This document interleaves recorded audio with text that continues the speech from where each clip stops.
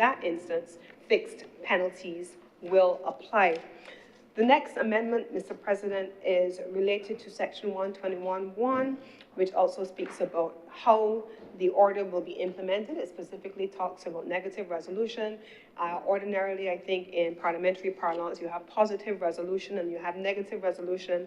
The option that has been taken here by the Chief Parliamentary Counsel is for negative resolution. And Section 122 was then amended to make special regulations subject to that negative resolution rather than positive or affirmative resolution. The bill is before the chamber. We've had an opportunity to review it, and I want, for the benefit of the chamber and all of those listening, to get into the why of the amendments. Now, let me start first by saying, Mr. President, that these are not amendments that change fundamentally the existing scope of the bill. They allow us to implement the already existing provisions in the bill, and they clarify how they're meant to be implemented. There are two things, Mr. President, at play here. And if you listened to the Honorable Attorney General in the other place, you would have heard the context for these changes. And why, Mr. President? I, a law-abiding citizen that I am, have gotten one ticket in my life. And I was, I think, an 18-year-old at the time. I was home on vacation. So all these times I have been a good road user. I can see some senators looking at me side-eye. But I got one ticket as a young 18-year-old at home for the holidays from university overseas, and I did not stop at a stop sign. It was right in the back there, actually, in town where going places used to be back in the day, and I came to the end, and I came to a rolling stop. I didn't actually stop. You know when you're young, you're feeling yourself, and you're behind the wheel, you're behind the wheel of a car, you've got your parents' car, and you're moving. And so I got to the stop. There was nothing coming. It was a one-way street, and there was traffic that could only come from one direction, and there was nothing ahead of me. And so I came to a rolling stop. Police siren. Man stops me. Pull over, and he tells me, because he was looking at me and seeing the youth in my face, right? So he's got this little way here now. And so he says, "Can you see that sign back there?" "Which sign, sir?" "There." He says, "It's a red sign right there on the post. Can you read it?" And he said, "Do you know what it says?" He said, "S-T-O-P. Do you know what that means?" Stop. So he stopped me. And this time now I have fear and trembling because I drive in my mother's car. And I don't want to have to go home and tell my mother that I got a ticket for her car at 18 years old because she can be vexed. So I honestly don't even know. I talked to the man, talked to the police officer. I was very polite. I was young enough, and my mother always taught me to be respectful to my elders. And so I gave him all the information he wanted. I engaged with him. I accepted the correction as was necessary at the time. I was not wrong or strong. I was not powerful, foolish, and I went on about my business. I don't know what happened thereafter. I can't tell you if I ever actually got a ticket. I can't tell you what happened in the mail, if something ever came to me in the mail. I don't know. But in contrast, Mr. President, fast forward several years later, I was driving in the passenger seat this time of a friend's car in South Africa. And we were driving on a highway, and he was speeding for sure. And police stepped out on the side of the highway with a traffic gun and pulled him right over. Extraordinarily polite, extremely professional. And he said to him, "Do you know why I pulled you over? You were speeding." And he talked him through, he showed him what the radar message registered his speeds at, and he issued him with a ticket. My friend at the time was able to decide on the basis of that ticket that he got whether he was going to pay the ticket immediately online, which he could have done, or if he was going to contest what the police officer's radar clocked him as traveling at, and say that what the radar clocked you as traveling at was not true, and take the matter to court. He had the option, by way of a ticket being levied against him for speeding, of paying that fine without delay or going to contest it in court. In 2026, Mr. President, that's what is before this honorable chamber. Giving Barbadians the opportunity, when faced with a traffic offense listed in the legislation, to make a decision. Am I going to humble myself and acknowledge that I did the wrong thing, that I was speeding, that I crossed lanes improperly? This morning, Mr. President, actually, I was coming down the road. I was driving down Columara, and 2 lanes of traffic coming down. We were by Purity, and there was a woman with a male passenger in her seat, in her car, and she was driving up. But 2 lanes of traffic coming down, and she has stopped on the lane going towards Columara. And she is carrying on and cussing because nobody in the lanes coming down is stopping for her to turn into Purity. But when I stopped, Mr. President, I stopped and watched her antics, but there's a double lane, a double solid yellow line there that she's not supposed to turn right at. Yeah, maybe she did think it was decoration, but she was willfully and arrogantly trying to break the law, and vexed that people were not facilitating her in so doing.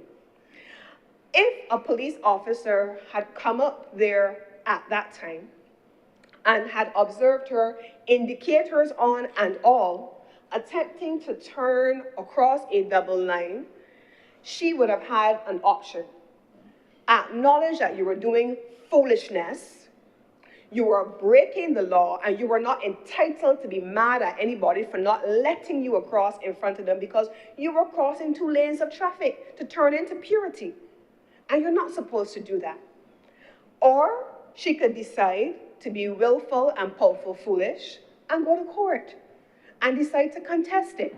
That's what this legislation gives you the opportunity to do. It gives you the opportunity to choose whether to acknowledge right or wrongdoing and to pay the fine up front. But in instances where whether you are wrong is questionable and you feel that you have a solid case that you want to contest, only then do we go into the court system to have them make a definitive judgment on whether you are to pay a fine or not. Now, that brings me to the second part of this legislation and why this legislation is important. Mr. President, if I, as a young 18-year-old, had to go and stand up in court with nothing else to do with my life at the time because I was on vacation from university and I was home from being overseas, that is one matter.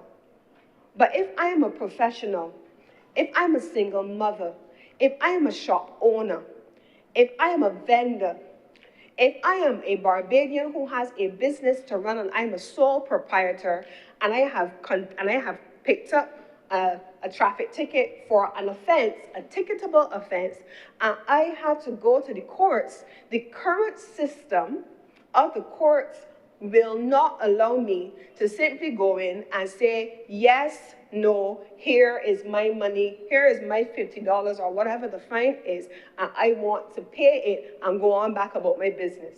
The system means that you have to give up, as it stands now, a whole day sitting in traffic court under the current system, waiting for your case to be called.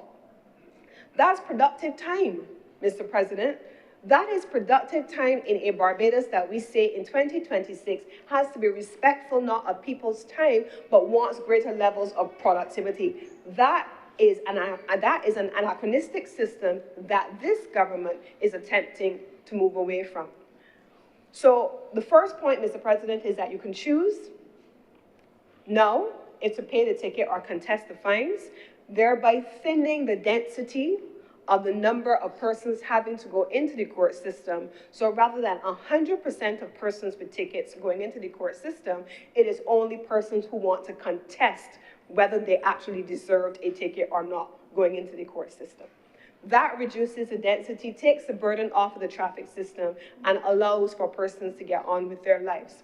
Now, the third layer of that, Mr. President, is how do you then deal with persons who are accumulating multiple tickets? I have seen instances under the current legislation in the way that it is structured without the demerit system being in place, which is the second layer that is now being addressed, where persons commit traffic offenses, sometimes horrific traffic offenses, where lives are lost. And we've seen instances, especially in public service vehicles, where lives are lost. And when you look at the record of this driver, they have hundreds of accumulated tickets, but they're still driving. Owners know this, and they're letting them still drive their vehicles. Operators know this, and they're still driving their vehicles because they presume that until such time as they get around to having a court date in the traffic court system, with all of the backlog that is there, they will just continue doing what they feel like doing. This system now introduces a demerits system. It says you can do wrong some of the time, but you can't do wrong all of the time. That's really what the legislation is saying here. It is saying to people that wrongdoing, like the woman who was driving up by Purity this morning and vexed with people, is not something that this country should be sanctioning. It ought not to matter who does it if you think you are entitled to do the wrong thing versus somebody else. If it's wrong, period. And if you are so clear in your mind as to what wrongdoing is, my mother always used to tell me, know for yourself first. My Sunday school teacher always used to tell me, you take the speck out of the mote out of your eye, Nurev, before you attempt to take the speck out of somebody else's. You cannot behave poorly and speak about others and their behavior. So we have to be able now, in this legislation, to hold people accountable. The days of persons accumulating racks and racks and racks of paper by way of tickets and still driving on the nation's roads and causing damage to life and limb really have come to an end with this legislation and the introduction of the demerit points.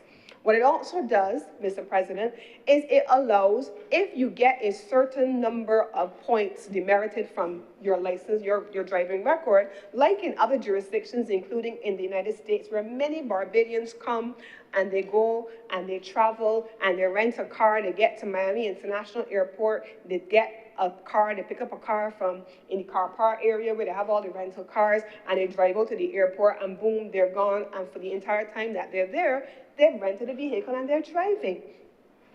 So, Mr. President, you can't continue to drive with your license intact if you have racked up a certain number of demerit points. There will be a point, just like when you are in the United States driving, where your license will be revoked. This legislation allows for us to do that. So one, it establishes the ticketing system, it strengthens the penalties, it establishes the minister setting those fines, those penalties by order, and it establishes the demerit framework, but it also takes important strain off of the court burden, off the court system. So that's really what this two-page legislation and its amendments are about. Is this the sum total of the overall reform of the road traffic system?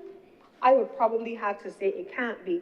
There are any other number of things that we expect that through the Ministry of Transport and Works dealing with the transportation system that we expect that they're going to come along the way with. So what is expected here now, Mr. President?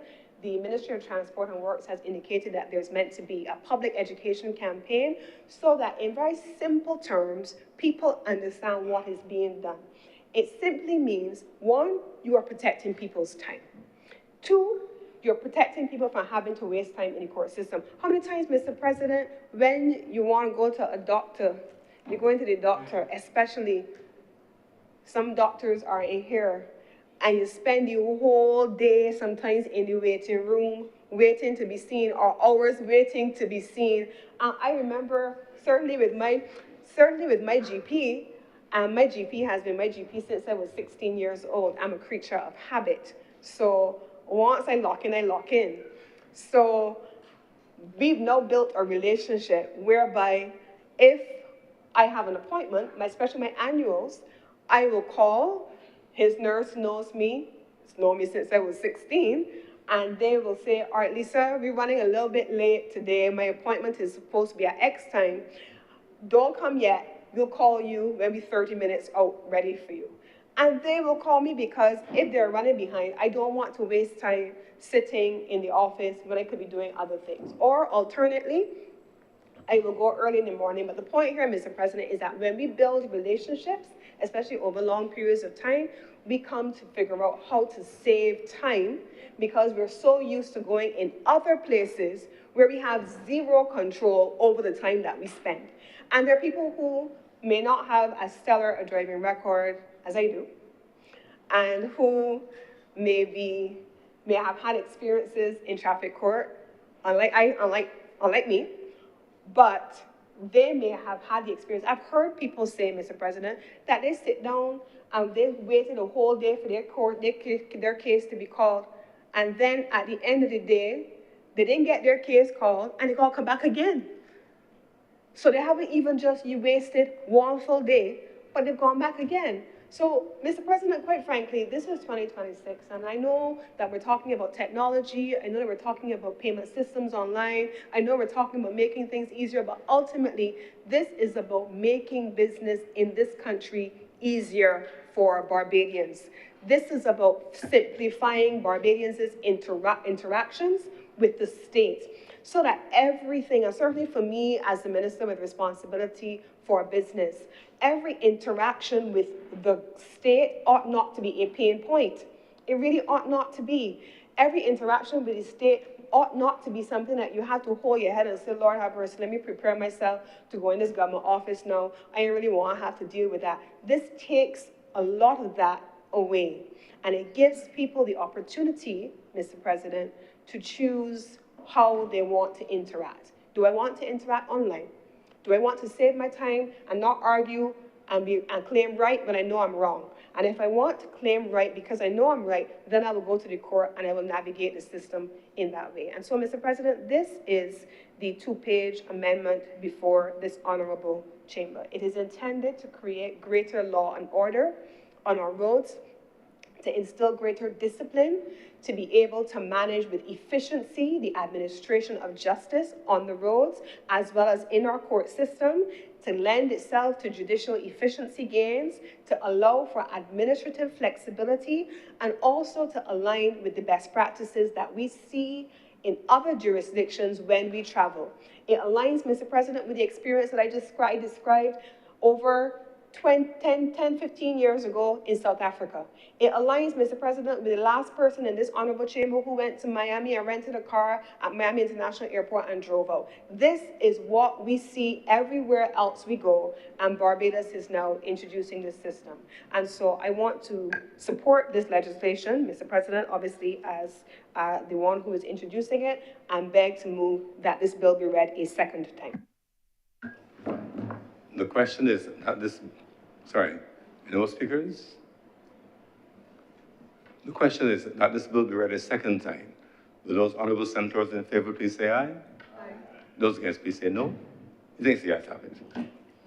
Mr. President, I beg to move that you do not leave the chair and the Senate resolves itself into committee for further deliberation on this bill. The question is that they do not leave the chair and the Senate resolve itself into committee for further consideration of this bill. Will those honorable senators in favor please say aye? Aye.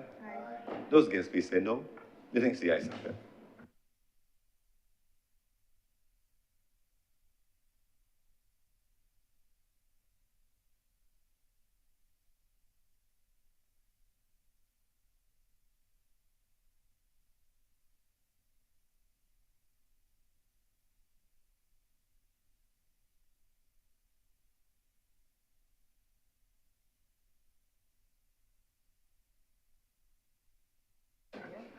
The Honourable, the Senate is now in committee. Madam Chair, clauses 1 through 4. Madam Chair, I beg to move that clauses 1 through 4 stand part. The question is that clauses 1 through 4 do now stand part. Will all honourable senators in favour please say aye? Aye. All those against, would you please say no? The ayes have it. Madam Chair, I beg to move that you do not report to His Honour the President the passing of one bill in committee. The question is that I do now report to His Honour the President the passing of one bill in committee. Will all honourable senators in favour please say aye? Aye. Those against, would you please say no? The ayes have it.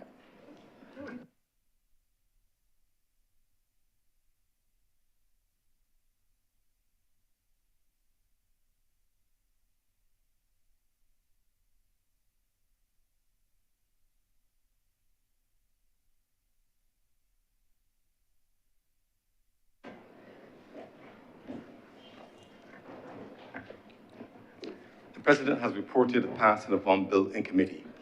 Senator Cummins. Mr. President, I beg to move that this bill not be read a third time. The question is that this bill be read a third time. Will those honourable senators in favour please say aye? Aye. Those against please say no. Methinks the ayes have it. Mr. President, I beg to move that this bill do not pass and be cited as the Road Traffic Amendment Act 2026. The question is that this bill do not pass and be cited as the Road Traffic Amendment Act 2026. Will those honourable senators in favour please say aye? Aye. Those against please say no. Methinks the ayes have it. This bill is now passed and so cited.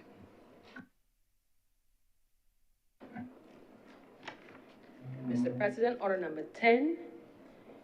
In the name of the Leader of the Senate, to move the passing of a resolution to rescind a resolution passing by the Honorable the House of Assembly on the 19th day of July 2022 and the Honorable the Senate on the 10th day of August 2022 and published in the Official Gazette as resolution number 17/2022 on the 18th day of August 2022 to approve the vesting in the National Housing Corporation of 2 parcels of land situated at Sergeant's Village in the parish of Christchurch in this island for a public purpose, namely housing development. Senator Cummins. Mr. President, I beg your permission to treat to orders number 10 and 11 as a cognate debate. The question is that orders number 10 and 11, 10 dealing with the resolution to rescind the resolution previously passed, and 11 to pass a new resolution in relation to the same parcel of land. For the benefit of those in my hearing, the two matters, if the Honourable Senate agrees to be debated in terms of the policy issues, however, they'll be voted on individually as per our rules.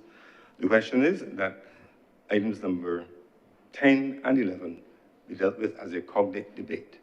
Will those honourable senators in favour please say aye? Aye. Those against please say no. Methinks the ayes have it. Accordingly, we will treat items number 10 and 11 as a cognate debate. Senator Cummins, please proceed.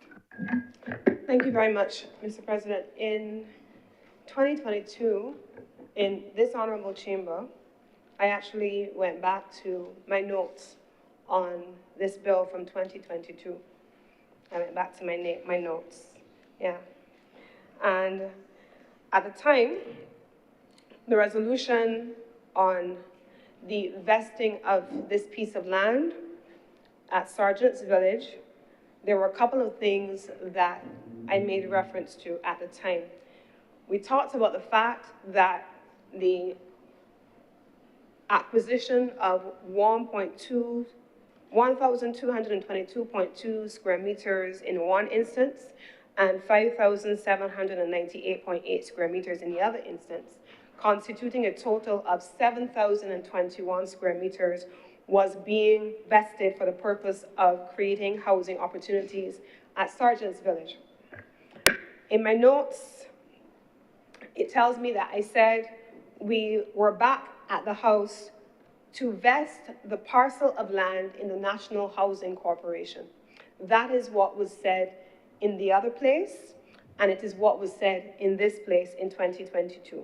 It said at the time that this is government's main housing executing arm, and they are intent on providing housing solutions for Barbadians. It went on to say, Mr. President, that the lands to be vested in the NHC at the time were formally owned, and it listed the names of the persons, and they were shown on a plan dated August 26, 2021, and recorded at the Lands and Surveys Department on September 1st, 2021. This was the basis on which the Attorney General certified that the resolution was fit to be introduced into Parliament, but by way of Cabinet's approval for, as I said, the vesting of these lands in the NHC. Fast forward to where we are now, Mr. President, because despite what was said in the other place, and despite what I know was said in this place in 2022, by way of administrative error, what was published was not what was debated, and it was not what was approved by the Parliament. And I chose, Mr. President, to make sure that I anchored this debate today because I had to go back to my own notes and to my transcripts from 2022, which did say at the time the land was to be vested in the National Housing Corporation. This, however, was not what was published, and the impact of that, Mr. President, as things happen, these things can happen, but the implications of them happening are sometimes dire for persons down the way. And here's where I start, Mr. President, because the persons in Sergeant's Village who are hoping by the end of this month to be in a position to have the housing solutions that have been built in the intervening period as a consequence of, one, the acquisition, two, the vesting as debated in both chambers, that those persons are now in a position where clean title cannot be transferred because of an administrative error when it reached the Gazette. And so what was published is not what we in this chamber debated or what the other place would have approved. And so as a consequence, Mr. President, it became clear that the published resolution contained two specific errors that required both the Cabinet to rectify it, which the Cabinet did late last year, and the Parliament now has attempted to rectify. It inadvertently omitted to state the entity in which the lands were to be vested, namely the NHC. Equally, Mr. President, it assigned the lands to the persons who originally the lands had been acquired from and not from the state.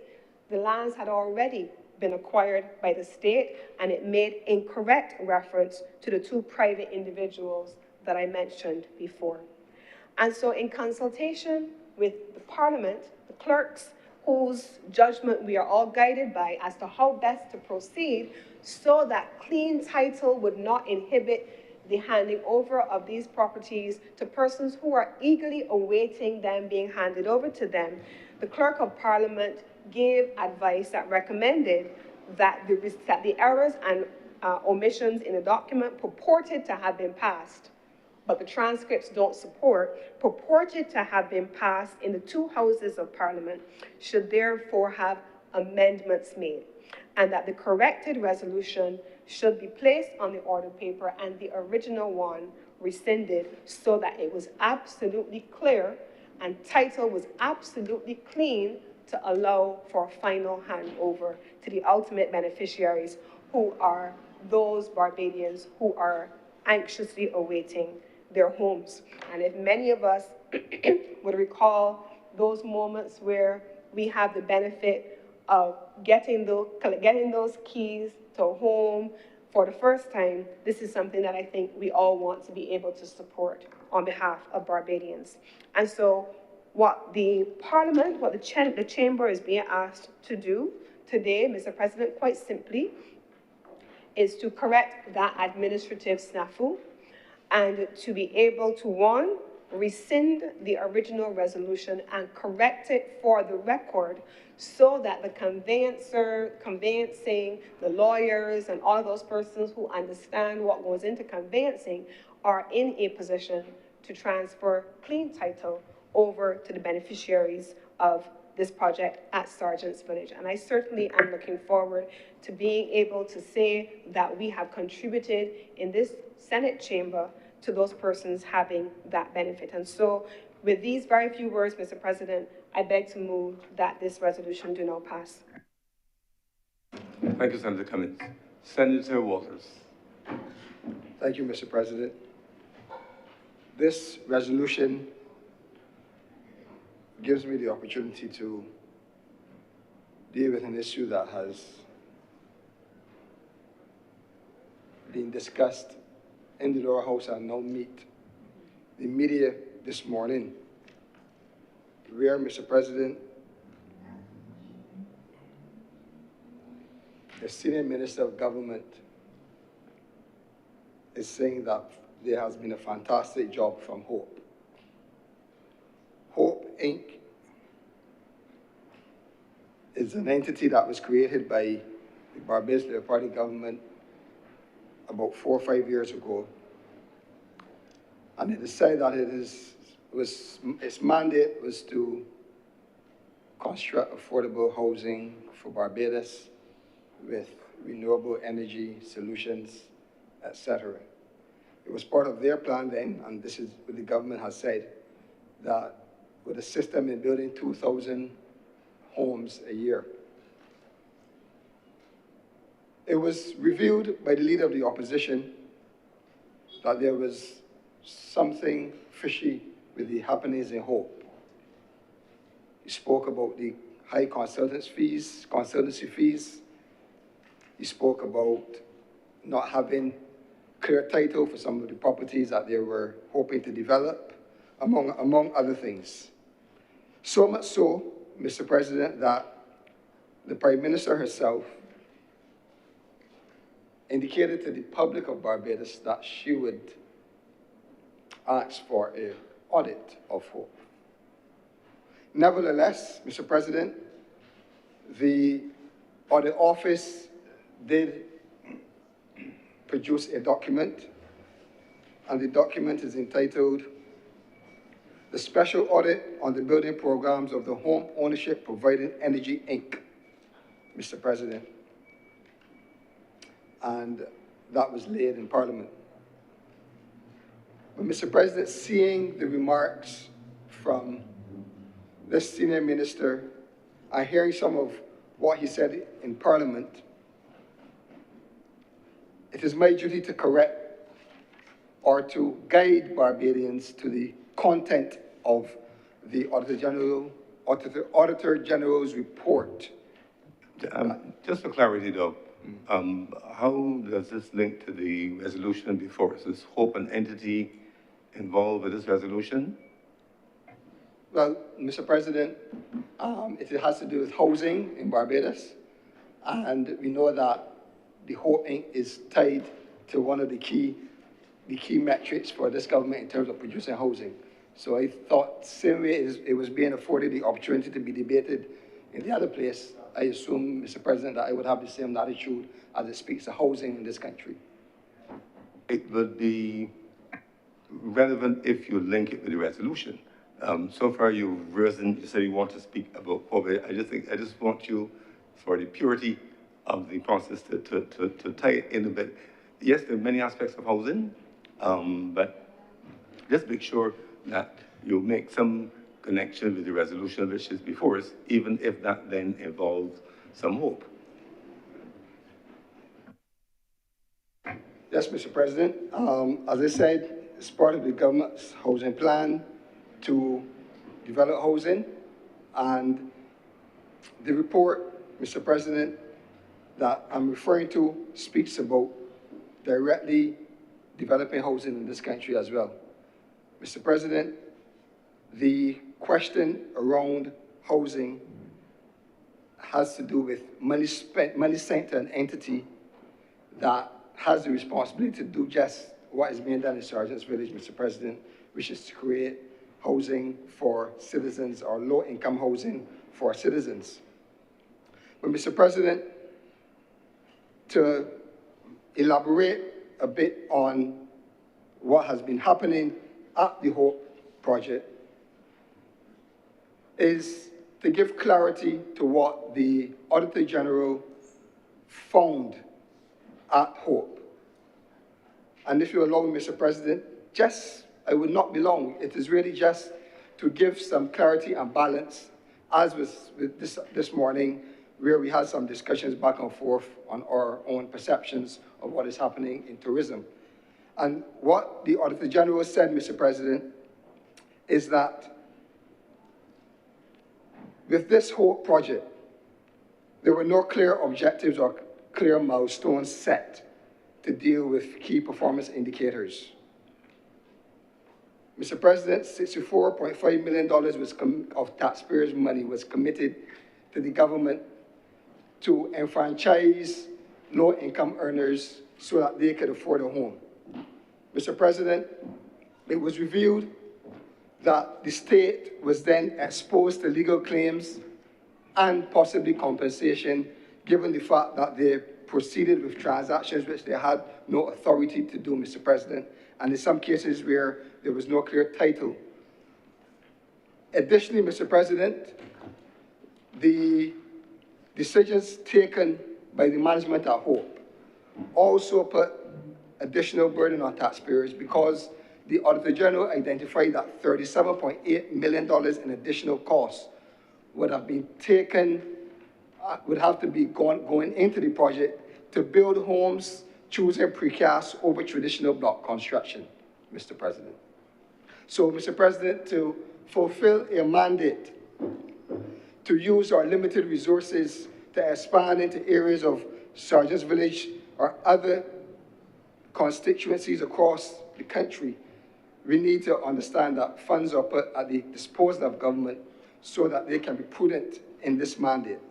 It is amazing, Mr. President, that this is so fundamentally important because one of the core mandates of Hope was to provide housing for persons that earn less than $4,000 a month.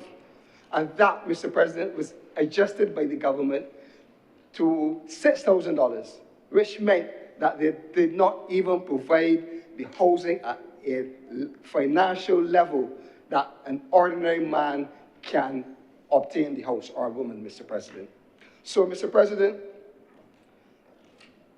without even going into the structures at Sergeant's Village, without even going into who was the contractor and if there were small contractors or if there were large contractors, if there were precast buildings or if there were traditional block construction, Mr. President, the fact remains it's critical that Hope Inc. continues to be questionable by the people of this country, and that there is a gray cloud hovering over that entity called Hope Inc., which persons that pay taxes in this country would like some answers to.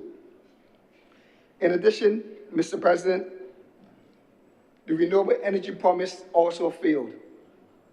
We understood that almost every household will have a renewable energy solution on it, and the Auditor General found that 2 homes had renewable energy solutions on them, Mr. President.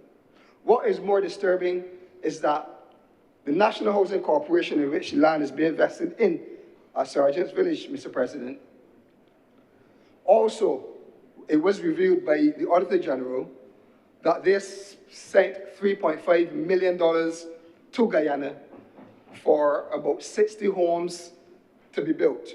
This is hardwood homes, Mr. President. And Mr. President, the arrangement was such that there was no performance bond in place and that the supplier that was chosen had no experience to perform at that level. So the government then actually put our financial resources at significant risk by entering into that arrangement. But additionally, when the homes finally arrived to be assembled, Mr. President, there were missing key parts, they were incomplete, And it is estimated by the Auditor General, Mr. President, that the government will lose $125,000 per home. In this case, it means that the government would not lose, but would have to pay through the taxpayers of this country an additional $125,000 for every home that is assembled here that was purchased from Guyana under the National Housing Corporation. And that loss, Mr. President, is actually accounting for $43.7 million if this government continues to go on the trajectory of building those homes and importing those homes and assembling those homes from Guyana, Mr. President. So, Mr. President, the record of this government in housing is nothing to be proud about. It is very disheartening that a senior minister would get up and say and make those claims, those glowing claims about Hope Inc., Mr. President, because the facts are there, and I would urge every Barbadian to go and read for themselves the report. Further, it is of great concern that for every year that Hope has been operating, there has been no financial audited reports provided to the House or to the public of this country, which means that Barbadians have every right to be skeptical about what is going on at Hope Inc. as relates to the financial mismanagement, as relates to the contracts that they enter into, and as it relates to possible squandermania coming from Hope, Mr. President. So, Mr. President, we in the Democratic Party always encourage for affordable low-income houses. We have a stellar record between 2008 and 2018 with providing various types of housing solutions, low-income solutions for Barbadians. This government has failed the people of Barbados, and in the process of failing, they have wasted over $60 million through Hope, Mr. President, and another $20 million or so through the National Housing Corporation directly as they sought to import houses from Guyana rather than use our skilled artisans, our small contractors to build the housing stock for our people. That's another story. So, Mr. President, thank you for allowing me the time to respond. Thank you very much, Senator Walters. If there are no more speakers, Senator Cummings, please wind up. Thank you very much, Mr. President. And I want to attempt very briefly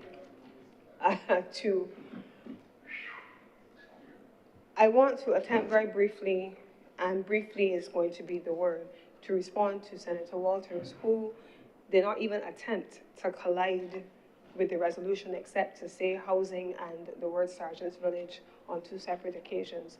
But I can assure you that on receipt of a full report from the Auditor General, because if memory serves me well, the report that has come in has been sent back for some additional information to be supplied so that there is in a position to have not just the Auditor General's report, but the report that the Prime Minister did speak about in the other place as an investigation.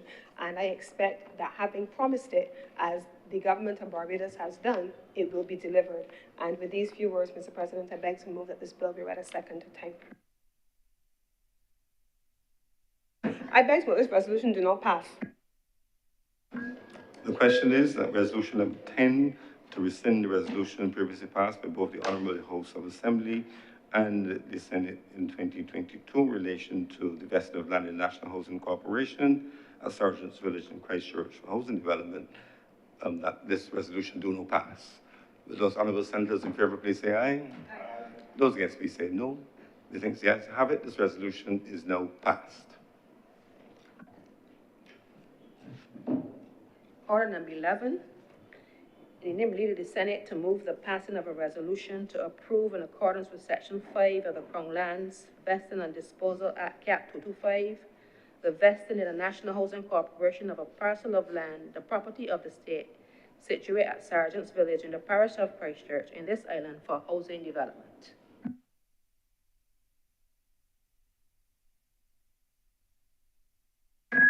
Mr. President, I beg to move this resolution do not pass. The question is resolution number 11, in relation to the corrected vesting details in relation to the National Housing Corporation and Sergeant's Village, do not pass. Will those honorable senators in favor please say aye? Aye. Those against please say no. The things the ayes have it. Mr. President, order number 4, in the name of the Leader of the Senate, to resume the debate on the passing of a resolution that the Parliament of Barbados take note of the 2023 to 2028 National Policy on Aging.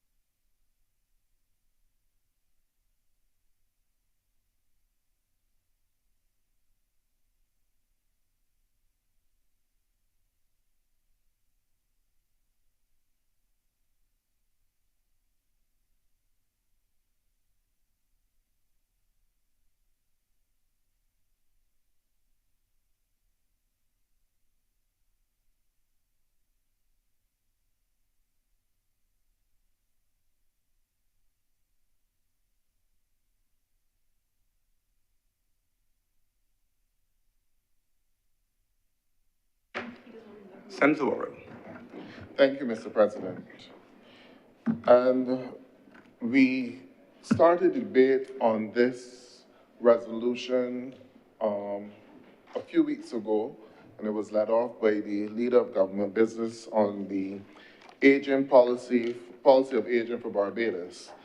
And these debates, I do believe, gives us an opportunity to project into the future as to where the country is going and look at the type of legislation and the framework which would be necessary for this country going forward. And we are looking at dealing with an aging population. In Barbados, we do have quite a few persons.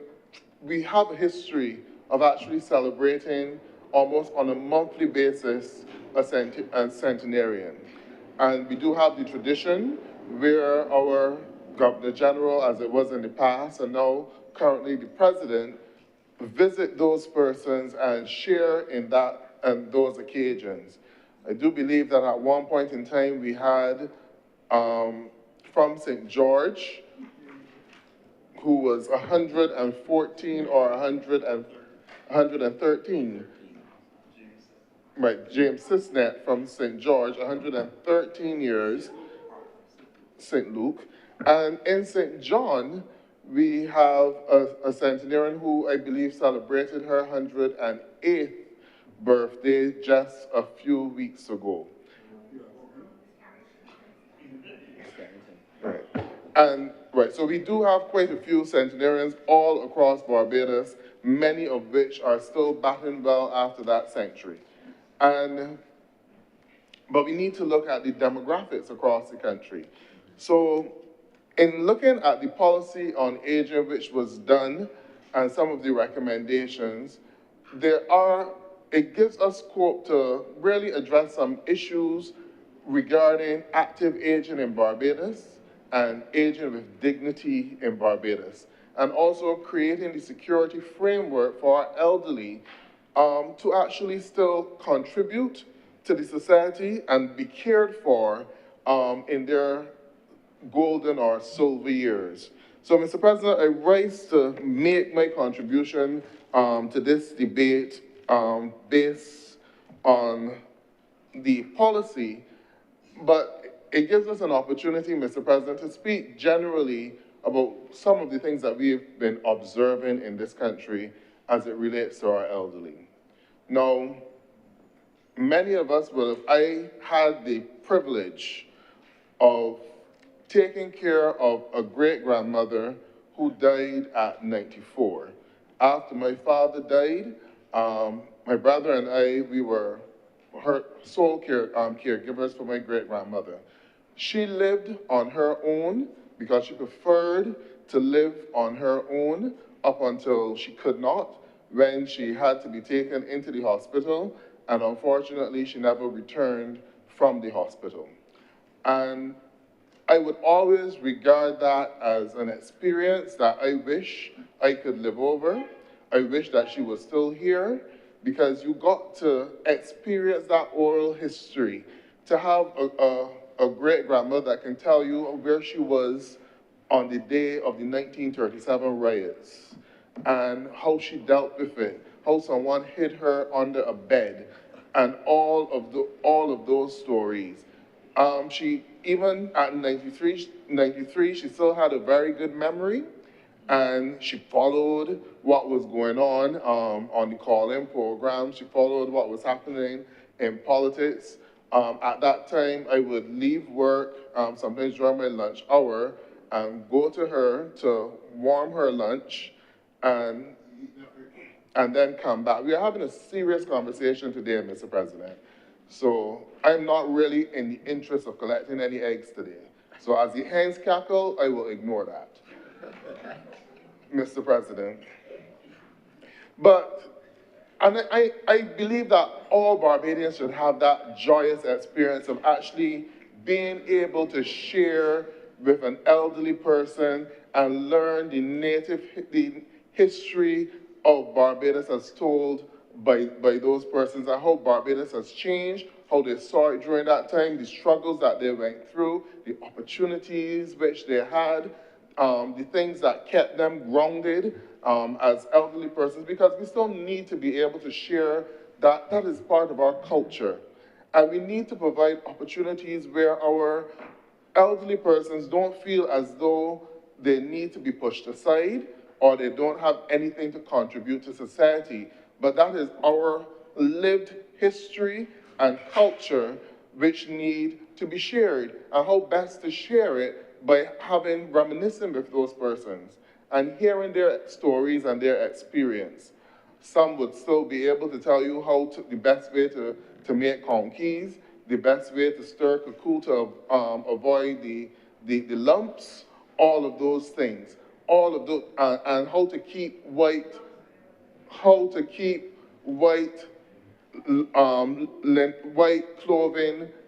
pearly white. With the blue soap and putting them on the juking board, and then the mesh that you would have outside, and doing all those things. Many things that a lot of our young people don't do. If tie does not work, we discard it. Correct. If tie does not work today, we discard it. Correct.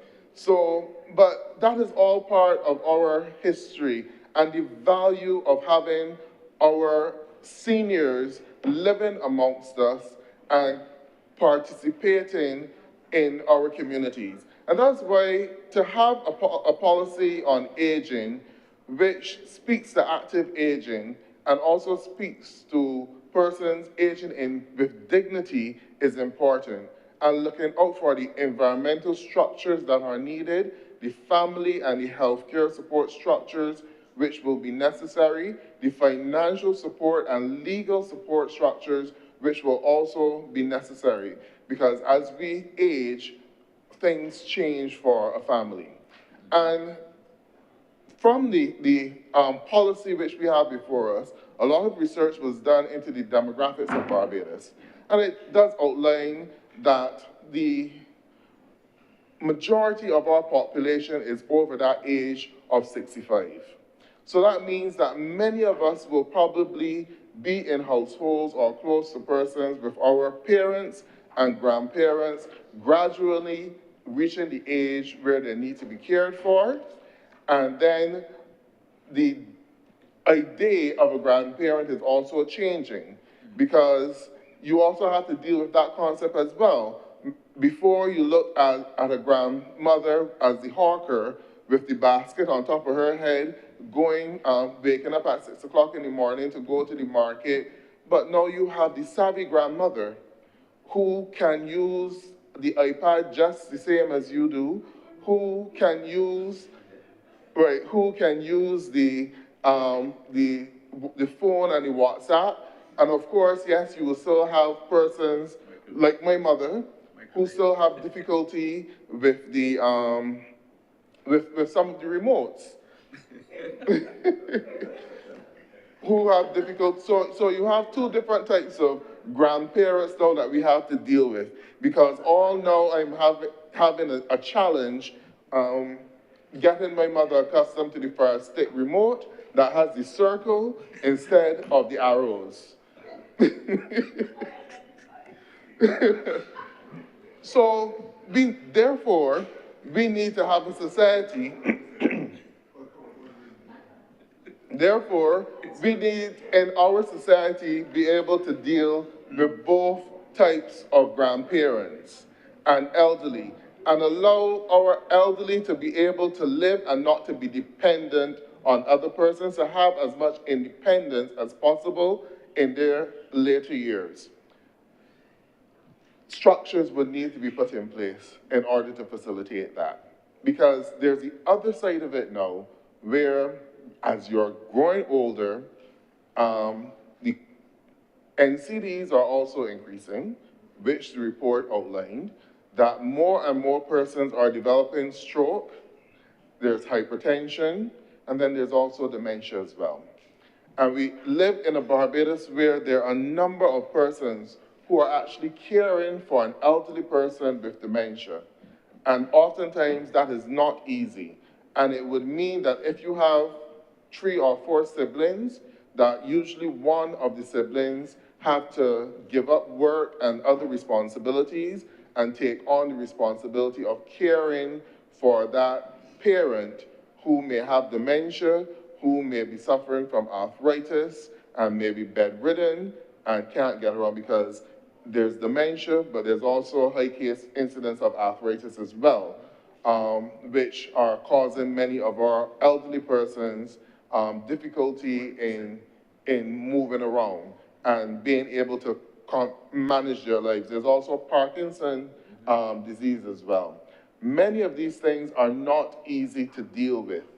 And even if you try to keep the person within the household, it is sometimes hard, and it's something that requires 24-hour support. So as a country, how do we go about assisting those families who have to provide that support? I know that here in Barbados, we have the National Assistance Board, which does provide a good service for a number of years in having persons go to the houses during the day to do some of the domestic work around the house and also to take care of some of those elderly persons. But there comes a time that you need to go a little bit further.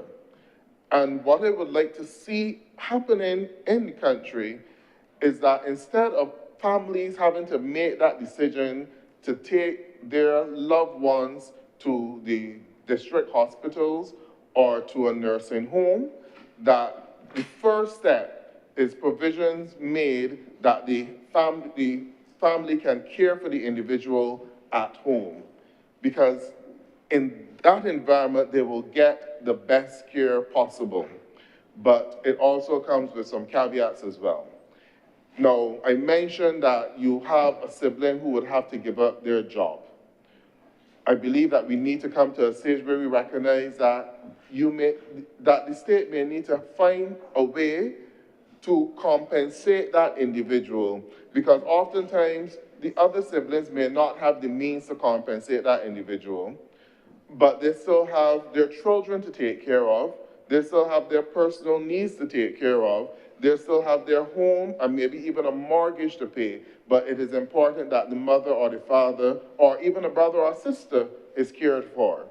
So I do not think it would be beyond the means of a government of Barbados, any government, to put within the care of the elderly provision that in a situation where the person will be cared for in the home, that the family member who takes on the responsibility to provide the full-time care for that person, oftentimes on a 24-hour basis, be compensated. Because when you look at it, it may still end up being a saving to the government.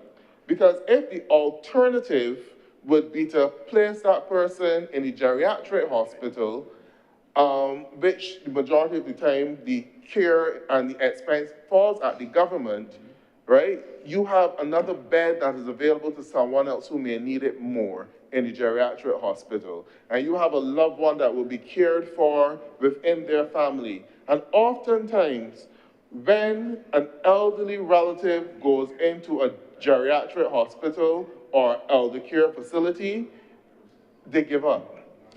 It seems to them as though their family has abandoned them, even though it's not that the family has abandoned them, but the family has reached the end of their ability to actually care for them in the home environment. Because you also need to recognize that caring for someone also has a psychological toll on the caregiver. And you also need to make provisions for that as well in any policy dealing with the care of the elderly, so that you provide avenues and opportunities for this caregiver, one, to be compensated, two, for have mental health days so that they can have a break from that actual care and take care of themselves. Because we do know of some situations where a family member may have been taking care of a sick individual, but then the person who's taking care of the sick individual is the one who actually dies first, because they neglect themselves over that period of time, right? And exactly, they break down. It is depressing. It feels as though you have to give up your life, that you don't have anything else to do. It is just this. And then sometimes in that situation, they may also take out their frustration on the rest of the family or the individual that they're caring for. So you need to have a holistic approach to how we deal with this and put steps and measures in place that the person can be compensated, that provisions are made for their mental health and their physical well-being, and that they have a support structure around them. You can still have the persons coming in from the National Assistance Board and other agencies participating in the care of that person. So that is one recommendation which the Democratic Labour Party freely offers as we consider this policy on aging. Given the 11th hour and the timing, we may very well be the administration which will implement the policy. So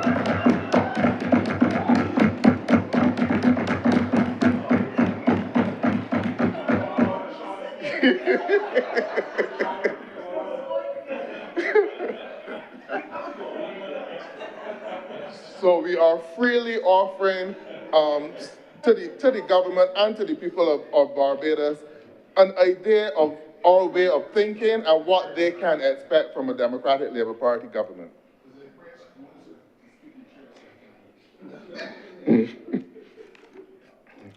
But, Mr. President, in looking at aging, we want to also age with dignity. So there are a few things that we must consider. Now, we agree that we have an aging population, and the majority of our workforce will probably be in their late 50s, 60s. We have a smaller amount of persons in younger categories, 25-year-olds and so forth, in the younger workforce. And in Barbados, we rely heavily on the national insurance for the payment of pensions. So if we acknowledge that the elderly are outstripping the working population, every opportunity for a young person to work and contribute to the national insurance is going to be very important in this society. So that is one of the things that we will urge in terms of job opportunities for our young people, where they have the ability to pay national insurance and contribute to the National Insurance Fund. Now, how do we see our young people, our elderly persons, sorry, at 65 and 70? For me personally, I believe that at a certain age, after you have worked over 30 years or 40 years in some instance, once you reach the age of 60 and you choose that you do not want to get up at 6 o'clock in the morning to have to go to work or to work for anyone, that you should have that ability to retire. And this is the time, perhaps, where you can help your children in terms of raising their children. As a grandmother, that is your role in terms of helping your children to raise their grandchildren. And this is what we are missing in this society. We don't have that exchange any longer with, because many of our grandparents are out working, and we need that supervision of the children when they come home from school. I'm certain that there are many of us who would have benefited from having a grandparent or an aunt who provided that assistance to your mother, or even to yourself if your children, while you were out there working at university studying, you had that assistance within the family network, an aunt, an uncle, a grandmother who would be able to collect the children from school, make sure that they were fed by the time you get home, supervise them in doing the homework until you can make it back home from work or from studies after 6, 7 o'clock in the evening, but you know that your children were taken care of. The point I'm making, sir, is that in this day and age, to be taking our elderly persons down the road to 70 to wait for retirement, I don't necessarily know if that can be considered aging in dignity. It should be an option if you choose that you want to work up to that stage, but I am referring to the policies by the National Insurance which were introduced last year, which changed the early retirement age from 60 in 2025, and it is now 61 as of 2025. And then we know that there is a plan for that early retirement age to rise to 62 in 2028 and 63 in 2031.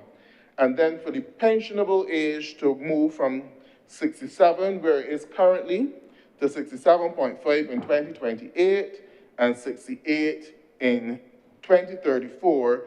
And you have the option to retire, to work longer up until age 70. If a person chooses to work up until age 70, that's their choice. Where I differ is the point at which you can start early retirement. And I believe that in allowing people to age with dignity, that ability to retire early at age 60, we should look to try to maintain that as much as possible as a country, and not to take our pensionable age so far down the road that we're going to 68, 67, 68.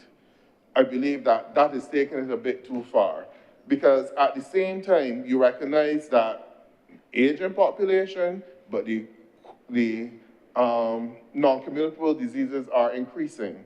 You have more people suffering from arthritis and all of those things, who you have to look at how can they actively function in the workplace. Someone who, if the rain falls this morning, they know they can't make it to work, or if they make it to work, they have a bad day. And you expect that that person would have to be struggling in a work site. We don't know what they're doing. All of them would not have a comfortable job where they sit in an office, but some may actually have to have jobs where they actually stand on their feet for the entire day, right? So the only alternative should not having to go to a doctor and hope to be medically boarded. If persons can retire early, allow them the dignity to do so, and I'm certain that you will get more out of that individual after retirement, because we are seeing a number of persons retiring or a couple years before retirement actually, having a stroke or dying and not actually making that retirement. So we would want for persons to be able to retire with a bit of dignity, to still be able to have some life and some youthfulness in them and energy that they can get around and enjoy the retirement just like anyone else, and also actively contribute to their families and society, so that we can have Q on a Thursday, on a Wednesday, Tuesdays, and Sundays, whenever they choose to. But Q on a Sunday is church. Q on a Sunday is church, and lunch after at church, right? But have active aging for our elderly. And the goal that there's such things as a silver economy. So we're coming to that. If we allow more of our elderly persons to retire early, at 60, we have to find recreational activity for them to do. Because they will be at a stage where they're still active, they're still able to drive around, they're still able to walk around, they're still able to get out and socialize. So you can be having morning brunches and craft parties, all sorts of things for our elderly. Tea parties in the evening if they so choose, cuckoo days, or cassava parties, whatever they want to call it. But the point is that you will have a booming silver, you would have a booming silver economy. The eggs now getting addled, Mr. President. A booming silver economy in this country. And that is something that we should look forward to. And not only that, but you have, going back to the period of COVID, the pensioners carried a lot of families during that time because their pension was secured and it was guaranteed. And if you have persons who are getting a secure and guaranteed pension, they will be able to invest and spend a little bit more around, and may even be investing in their grandchildren and any business ideas which they have, or their children's business ideas, and spending on recreational activities for themselves, doing tours, going to the restaurants, going to the bars, taking part in church events and activities, and also giving back to society. An opportunity for our elderly to give back more to society. Because you have retired teachers who may still be able to give back to their society by offering lessons or reading programs to the children within the community, or provide mentorship to some young people, persons within the community. All of these are things that can be done with an aging society if we allow our people to age actively, with dignity, and not to be restricted by working to 68, 67, when all that you can do on claiming retirement is to find a chair to sit in and watch Days of Our Lives, or Beyond the Gates as it is now. Beyond the Gates now.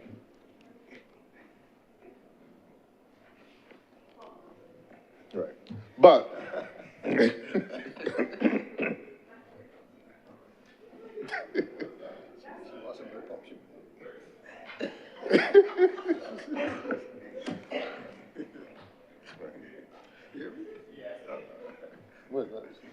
right. But Mr. President, that is all part of active aging.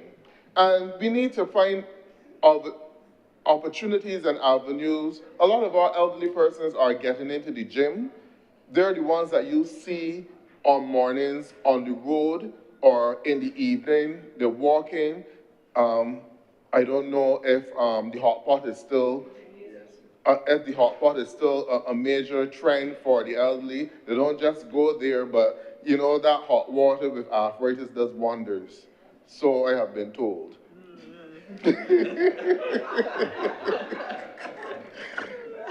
Well, it seems as though the doctors may differ, but the elderly definitely believe that hot water does wonders, and after they come out of the hot pot on mornings, they feel like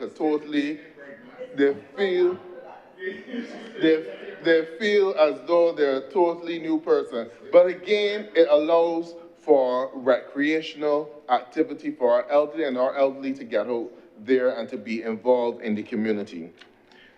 We also need to look at the health situation. As you have more aging persons, you will need to have access to a wider range of healthcare services. So you may need to have wider access to the podiatrist. You may need to have more access to the chiropractor. And all of those things that you will need as persons age. And we need to develop a routine within this country where at a certain age that as part of the national insurance program that you're required to have certain tests. So we're going beyond the regular pap smear, mammogram, and also tests for prostate cancer. But you need to include in this, I would hope that we can get to the stage, but the doctors may laugh at me, CAT scans and possibly MRIs. But if you're having such a challenge, no, with getting the regular patients to have these services. But I believe that you can see the benefit of having some of these things done on a regular basis once you reach a certain age. I do believe there's a need for a study in Barbados because there are a lot of persons, not just the elderly, who only turn up at the doctor if there's a major injury, but not realizing that they have an elevated blood pressure for a number of years, or they have an elevated blood sugar or cholesterol for a number of years, and it has not been identified, and it has gone unchecked and unrecognized. So as our society age, I believe that we need to reach a stage where once you reach a certain age, probably starting from 35, repeating again at 40, 45, and going up, that you need to have medicals, prescribed medicals, and the doctors can determine what areas need to be looked at certain ages. In terms of tests for colon cancer, all of these things need to be included in routine medical examinations for a country such as Barbados with an aging population, so that you can detect some of these illnesses before and at a stage where they can be treated, so that if someone is developing diabetes, hypertension, high cholesterol, that you can bring the appropriate intervention before the stage where they need to be on medication, because if you catch it early enough, exercise program and changing the diet may actually work to bring it back under control. But if you wait to the stage where it can only now be controlled with medication, once you start the medication, you don't easily get off. And then when you test for different cancers, and if you detect them early, in terms of prostate cancer, colon cancer, they may be able to be treated at an earlier stage and extend the life of the individual. So we need to include measures such as this, routine medical examinations with the regimen varying based on the age range, and it will leave it to the medical doctors to determine at what age you test for what, which area and go on. But that is something that needs to be done. Also, access to, I mentioned it before, but you need the chiropractor. Because you wake up one morning, you have an ache and a pain, and the only thing that seems to work out wonders for you is to getting that adjustment by a chiropractor. Things like that we need to put into expanding the number of areas which offers this service and let it become a part of the regular routine.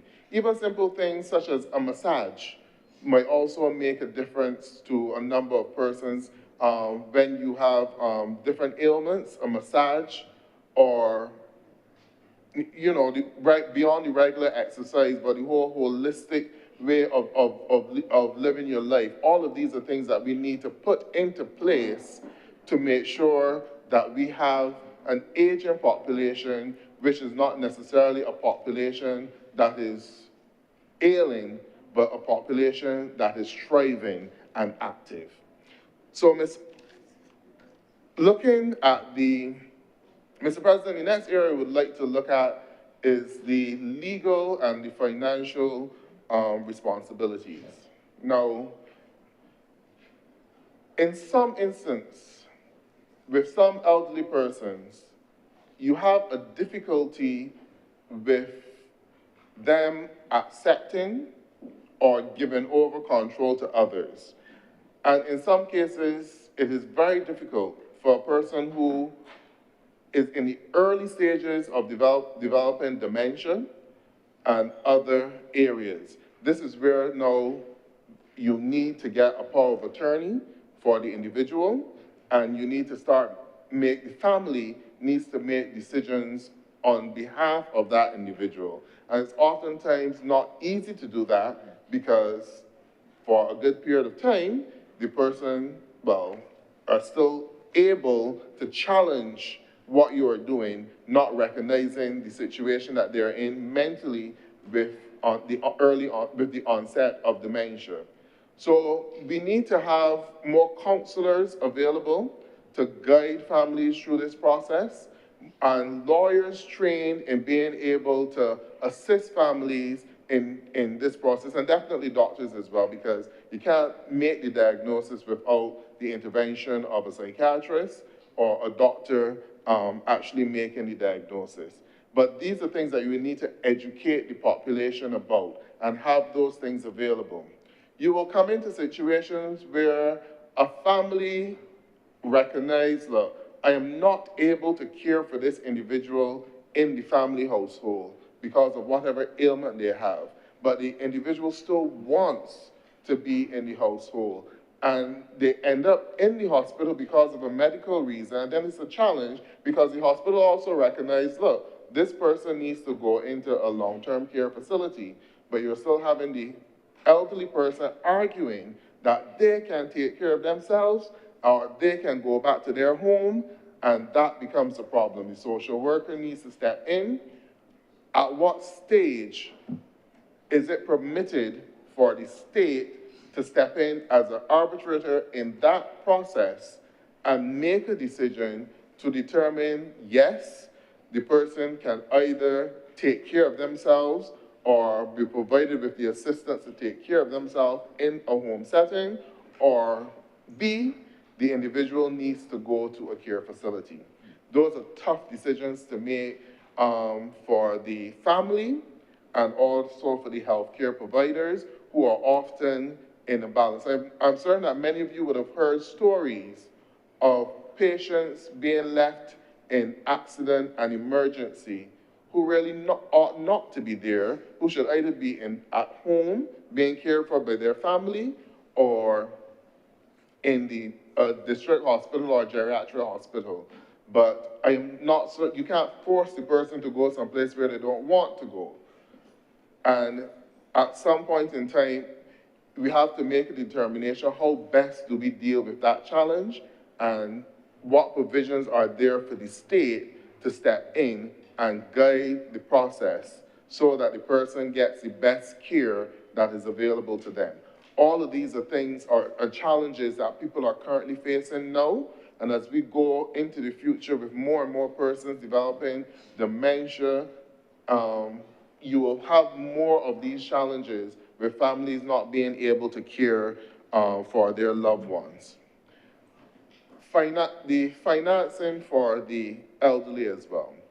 Now, at one point there was this motion or an argument for reverse mortgages to be done in Barbados, which tend to allow for elderly persons to have access to finances, which in the current environment they don't normally do.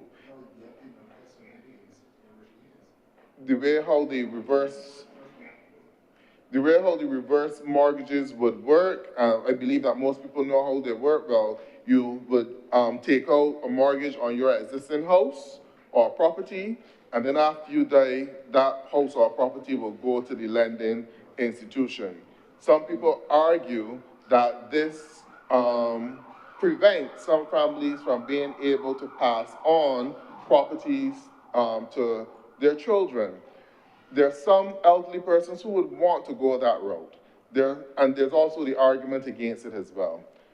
We need to have the national discussion and education to determine which path we will take, and if it is indeed a way in which to provide long-term financing for our elderly, and which would also help them to be able to live out their life in dignity.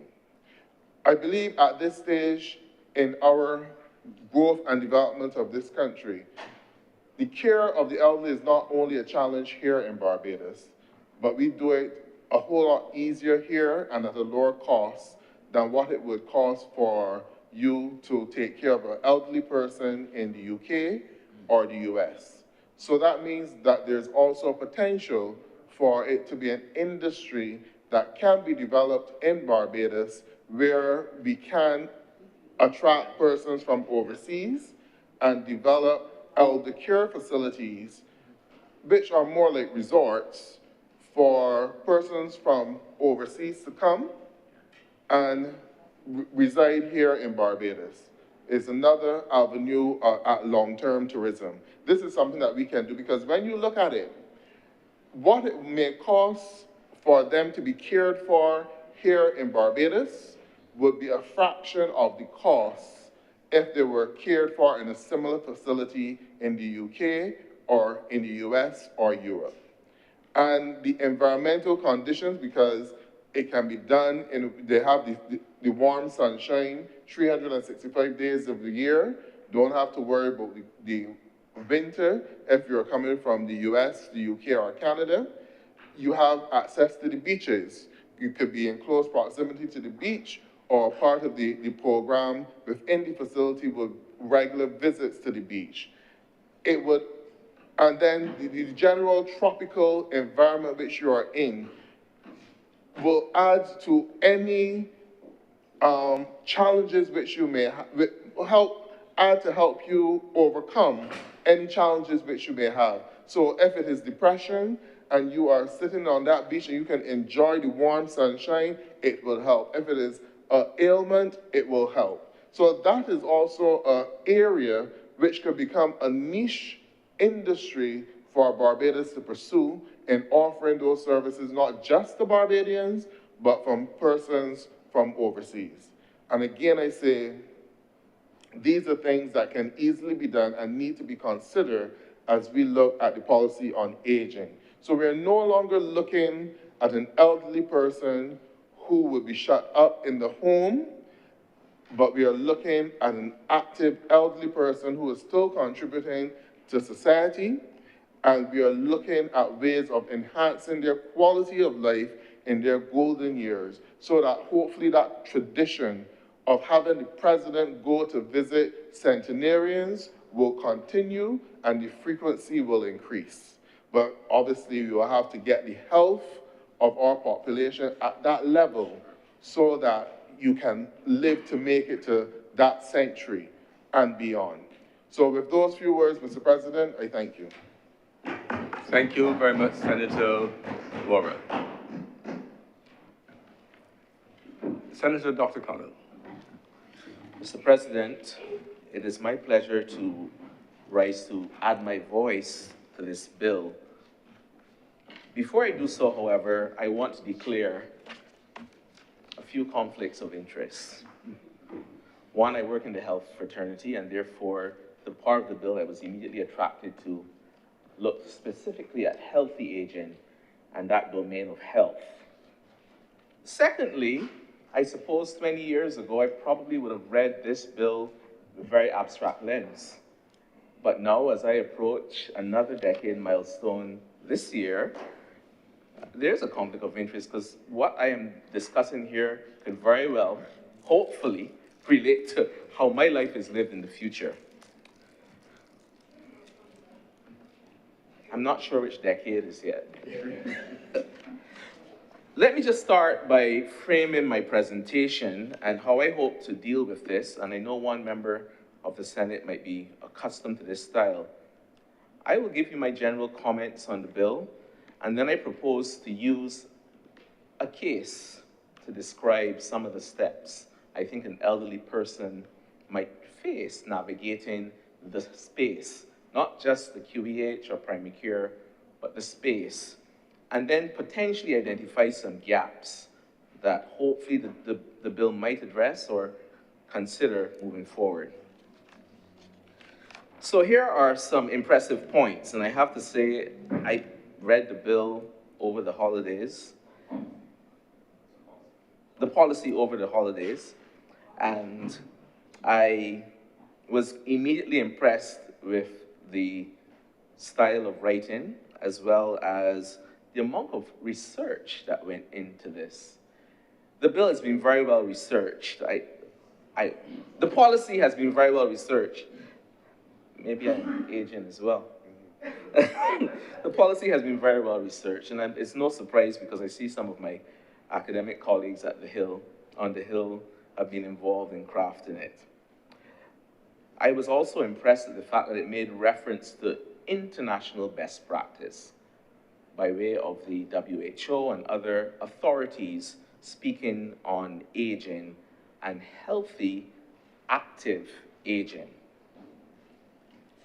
It also mentioned a legal framework because all these policies need to be embedded or be part of a solid legal framework. And I know that this policy was meant to address other matters outside of health, including elder abuse, as well as elder neglect.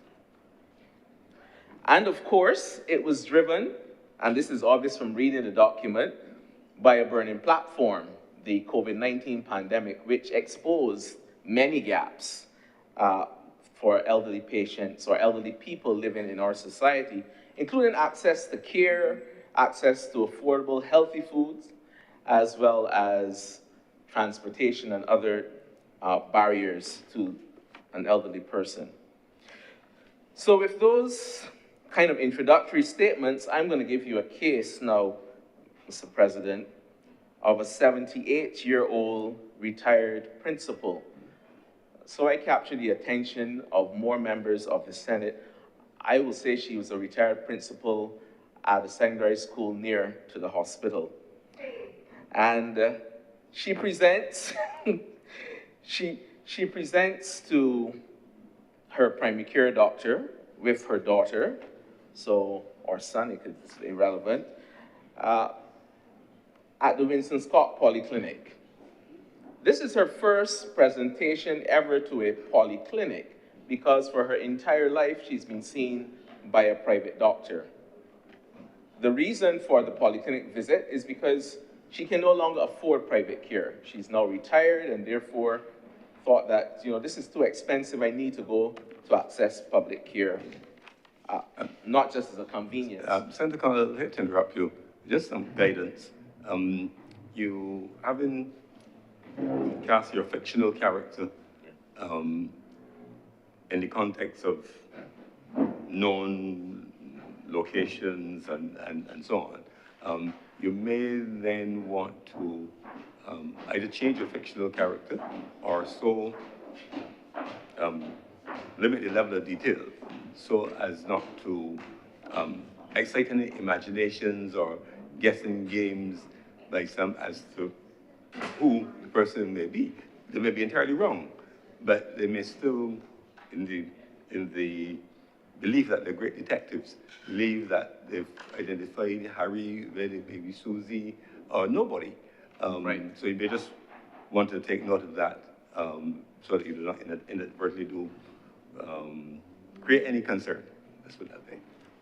Thank you, Mr. President. And yes, this is a fictional character, but possibly represents a prototype elderly patient navigating the health space. So there are challenges. Many elderly patients are faced making that decision.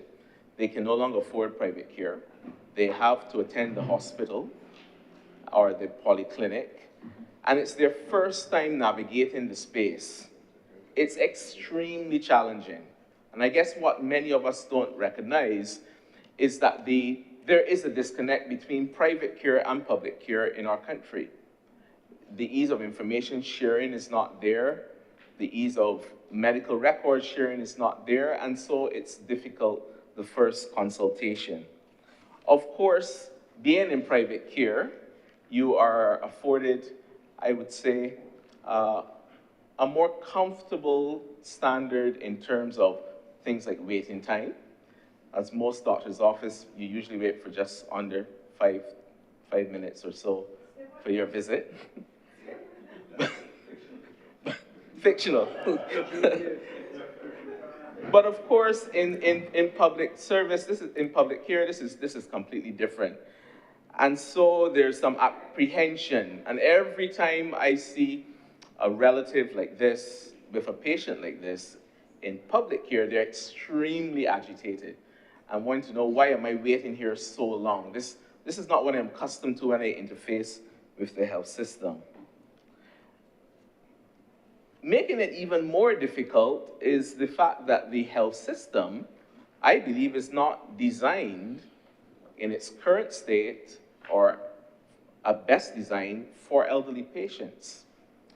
When I trained in internal medicine 20 years ago, I very much did not expect to be practicing, one could say, geriatric medicine, because a large proportion of patients at the hospital are geriatric patients, and the type of care that is administered and also the way they interact with the health system is completely different. Let me give you an example. So let's suppose this fictional character or person arrives at the emergency room. I heard on the call-in program this morning, someone making the comment that the seats in A&E are not for relatives, they're for patients. So don't expect to come to the emergency room with a relative and get a seat. If you do, that's fine, but it's not for relatives. But many elderly patients cannot navigate a health system without a relative or some other person acting on their behalf and giving information. One thing I have never understood in the hospital space is, why is it that relatives are not more actively involved in the care of patients? I was educated I did some of my training in another place where relatives were on the wards.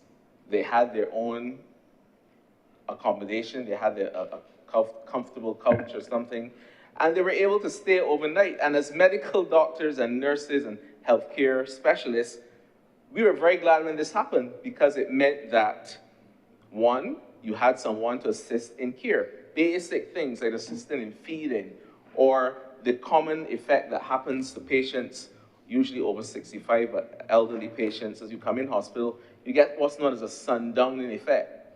You become delirious, and that we're not at risk of that happening. Or we are, because we can't see sunlight outside, but because you're not seeing sunlight, you're not quite sure, and you become disoriented, and you can become psychotic in some cases, and it can be misinterpreted and as an acute psychotic episode. These things are real. Now imagine a hospital, proposing opening the windows, a hospital with 2 nurses, and all it takes is one patient to be agitated, and that destroys the whole dynamics of the ward. Nothing gets done. The patients around this person are upset. The relatives are embarrassed. All these things happen because the health system has not been reformatted for sane. Imagine if this was not the case, where relatives in an open ward could be there to assist in care. Elderly patients are a lot more comfortable when they see familiar faces. I'm not going to comment on whether they prefer their food from at home versus the hospital food, but we know the answer to that as well. Maybe not cuckoo, though. So this is a challenge. This is a challenge. Now, the hospital system needs to reset, but also the primary care system as well. Let's just imagine again, and bear with me, Mr. President, an elderly patient coming to any of our polyclinics. What is a system in place to make sure that they have the smoothest pathway through the health system? I'm not just speaking about designated parking spots, but I have witnessed firsthand, a poor old lady, she would approach a polyclinic. There's a security pathway, metal detector you have to walk through. She's not even sure what she has to walk through, so again, now she's confused. Maybe a relative is not with her. The security guard says, empty your bag, right? Imagine you're an older person, you're just being told empty your bag, you're not sure why, what's happening, right? And it's difficult, And simple things like training staff how to interact with the elderly makes a huge difference. They make a huge difference. I have caught myself several times in speaking to older patients and in raising my voice. And I'm not raising my voice to say anything, and I'm saying things to them, and they'll say to me, well, I can hear you. So again, there's a bias, and training is necessary in order for this bias to be removed. And it happens, let me say, at all levels. Doctors, nurses, pharmacists, physiotherapists, it happens at all levels. So one thing I would like to see in this policy is that there is something in it that speaks to the urgent training of the health system or practitioners within the health system as we interact with elderly patients. It is a low-hanging fruit, and it makes the experience completely different. I want to also address another matter which I think speaks more to our hospital system, and that is the fact that the elderly are also at risk from even short periods of immobility to becoming bedridden. Many instances, someone comes in with, let's just say, a flu infection or some minor infection that younger people might take 2 or 3 days in hospital and then are discharged once they're off oxygen and they've completed treatment. An elderly person cannot do that. What then happens is this person who was ambulant and fairly self-sufficient now has to rely on their relative for their activities of daily living because they can no longer walk around and do basic things.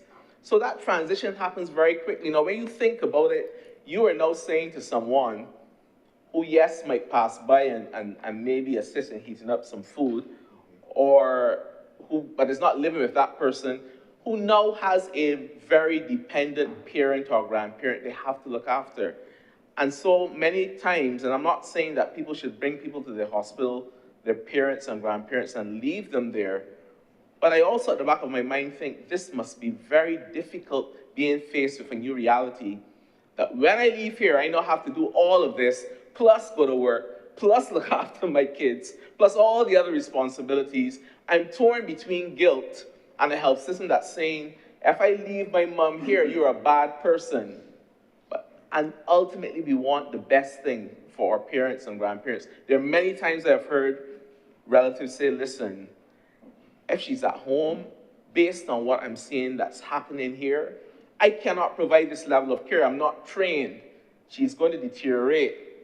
Many instances, and we all know in our Caribbean society, some grandparents or some parents may not even be as close to the kids. And as a result, there's no connection there to begin with. But again, a son or a daughter may feel, maybe touched by divine intervention, that this is my parent, whether I knew them growing up or not, I'm going to look after them. This is a challenge, Mr. President, and it's something that we have to address. I want us all in this Senate to divorce from the thought that aging is the only metric that we need to consider when looking at the elderly. Because if people are aging unhealthily, this is a huge challenge for a small island developing state like Barbados. It's not just managing diabetes and hypertension, although there are gaps in care there, but as another member has stated, it's all the other chronic conditions that come along with it, the arthritis, the dementia, the other forms of cognitive decline. Not everyone may be able to make it to the hot pot, but mobility challenges are significant. I have witnessed for myself people in my own family who are no longer able to go places or do things or feel safe to do them because of mobility challenges. But, Mr. President, they do not need to be in a long-term care facility. They don't. And I think this is a mistake where we assume just because someone cannot be 100% and that they're 70%, somehow they need to be in a nursing home somewhere. There are transitions of care. There are transitions of care. There are home units which are preferred. The preferred care is really in your home that you're accustomed to and you have your relatives around you. But you need to have the support structures in place. You can't be at home relying on National Assistance Board or whatever time come around or however frequent the visits are, or you can't be reliant on a neighbor to drop you to your appointment. If the society had these systems in place, then things would be a lot easier. I was reminded this morning as well, and I see Senator Reid here, by an elderly relative, that the other thing that patients or elderly people are at risk for is this digital divide that is occurring. I also lived with a parent who might also struggle with remote controls from time to time. But certainly, this new world of technology, and including artificial intelligence, is quite intimidating.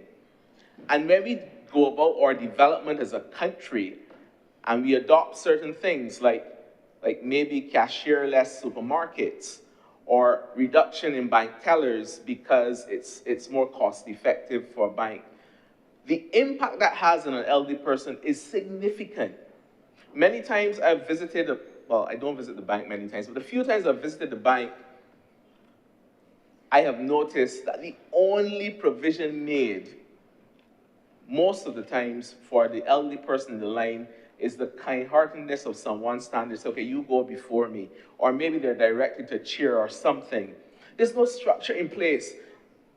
When you go to a bank or a supermarket or anywhere to conduct business, and you can prove, I mean, some people may not need to show an ID, but some proof that you're an elderly citizen, you should be able to be fast-tracked and receive service as a priority. These are basic customer service things that we should be considering. The care of the elderly cannot begin and end with government either, regardless of the government that's currently in office. The whole of society has to change, including non-governmental organizations and support that they must add in this space. I speak specifically to those in the health industry, but there are others. So for instance, the Heart and Stroke Foundation of Barbados, which is the only center in this country that does cardiac rehabilitation, the only center in this country where there's cardiac rehabilitation, and they've extended it to stroke. Who would get prioritized? We tend to prioritize those younger individuals who we say are at the peak of their productivity years. We want to get them back out to work. But what about the elderly patient who has to wait weeks for the next physiotherapy appointment, and therefore they're never going to make the maximum recovery because it is not possible in the public setting and they can't afford private care? I started off by saying that this bill was driven by a burning platform, the COVID-19 pandemic. And I also wonder whether the policy will speak to possibly future pandemics. Because as we age and the non-communicable disease burden increases, our entire society becomes more at risk in an approaching pandemic. And so things like pivoting to online shopping or shopping assistance. There are some supermarkets, I am told, I don't go to the supermarket that often either, but inside of supermarkets, there's some supermarkets where there's someone assisting some elderly persons to collect groceries and even assist them in checking out, those kind of things. But again, it's sporadic, it's not structured. Those kind of things need to be part of a system. I should be able to go on an app, Senator Reid, and say, listen, can I make an appointment to come to supermarket X on this day? Tell me what time so I can have a shopping assistant to help me to get my stuff sorted. And maybe some kind of public transportation besides a ZR to get to and from that place.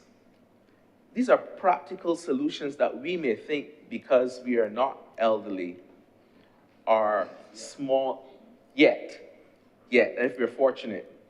but the impact this has on the elderly, or the impact these have on elderly patients or people is significant, significant. I'm going to close by pointing the finger directly at some institutions who I think need to be more involved in the conversation, beginning, of course, with my own, the University of the West Indies.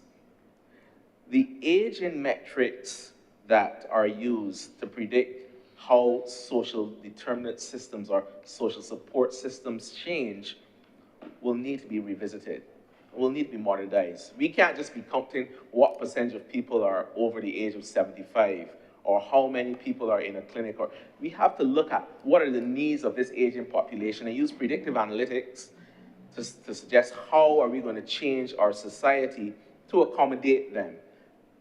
The challenge is out there to the university, those of you listening, to construct and design appropriate studies that influence national development as it relates to age and the aging population. And of course, training. I developed a love for geriatric medicine when I was a medical student. And a previous member of the other place was a geriatrician. And I did not know that years later I would be practicing geriatric medicine by default because of an aging population. But there's no geriatrician currently in public service.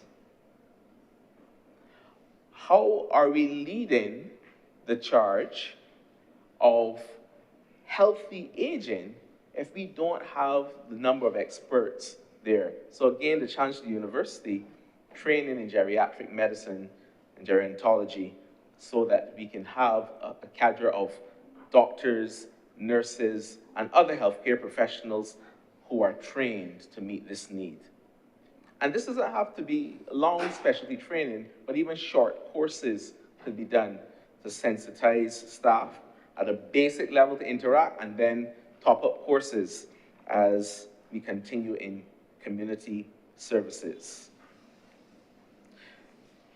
The policy certainly describes a well-written, well-researched, and well-referenced roadmap of getting to where we want to get to in 2050, when many of us in here will be elderly and experiencing life in that part of our journey. My fear, however, is that we miss critical opportunities to identify what are the gaps that we need to get right. Who are the stakeholders we need at the table at this time to implement changes?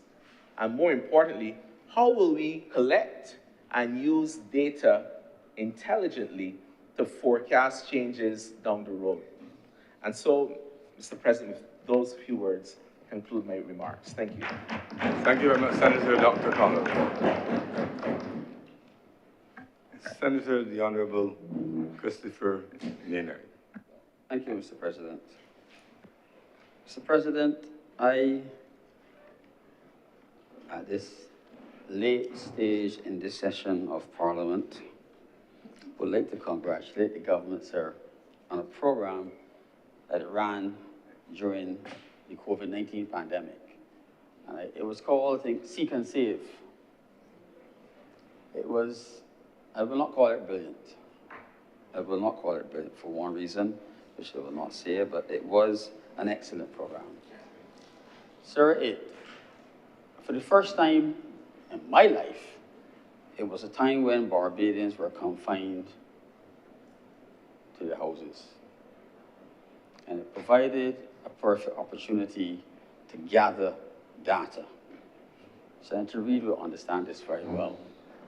Hopefully, in my lifetime, there will never be another time we will be confined to our houses like that.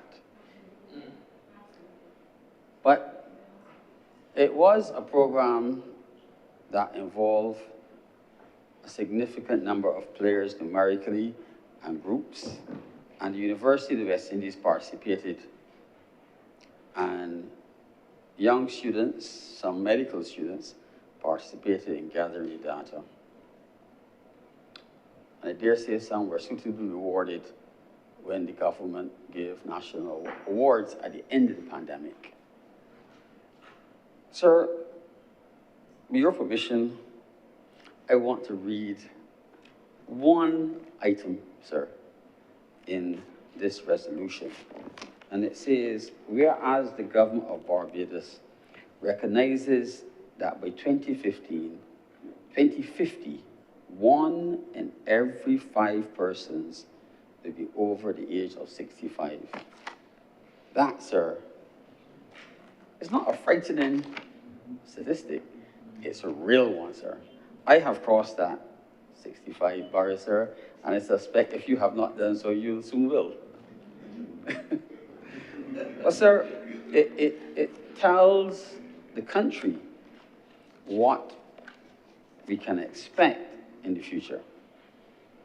And, sir, Senator Connell spoke of the involvement of the University of the West Indies in this rather long document that was well researched. And he's right. But it predicts, sir, some things for this country that if you look back at some of the events of this week already might frighten us. Sir, it speaks of the rising numbers in the older demographic in Barbados, 65 plus. But the age, sir, for me, is not the focus.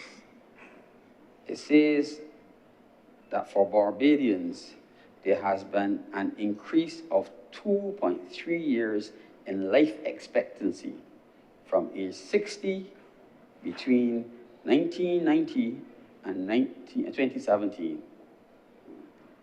That is excellent. However, the healthy life expectancy during the same period has only increased by 1.6 years. So people will live longer, but not healthier. That, sir, is a burden. That's a predictable burden.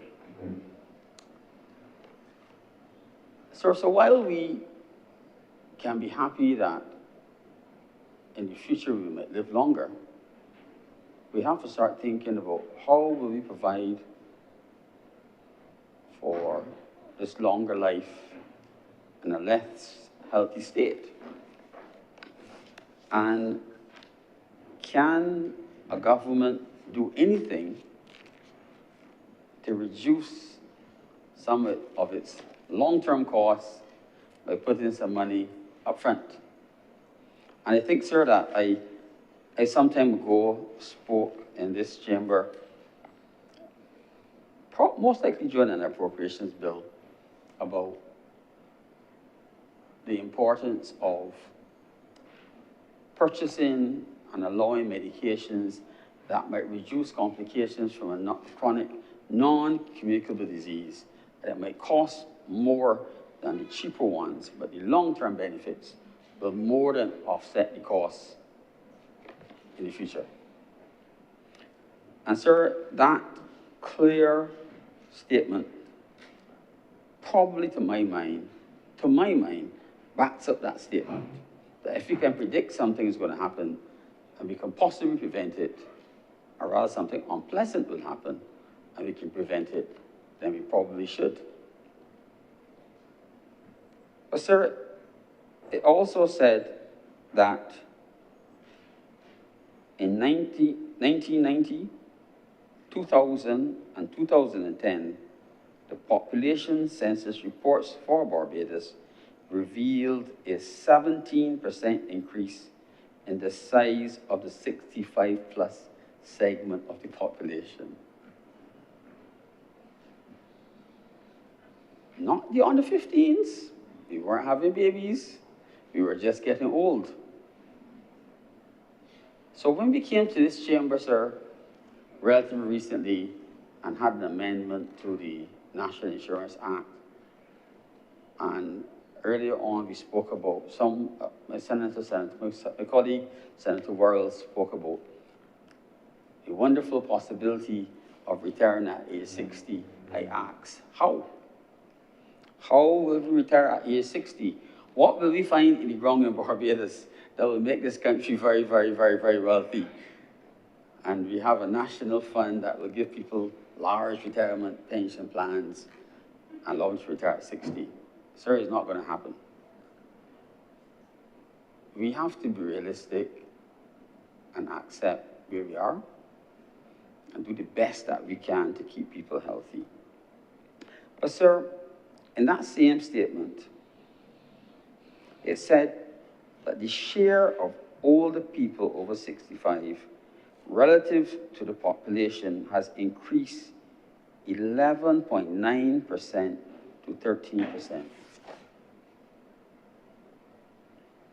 It means that the Barbados Drug Service, if our rate of chronic non-communicable diseases remains the same, the Barbados Drug Service can expect almost every year to spend more money on buying drugs and paying for drugs just to sustain people. Not to stop what is happening, just to sustain them, sir. So, I glimpsed at a newspaper, I think it was today, and I've seen this thing before, where someone proposed that we should increase the taxes on soft drinks.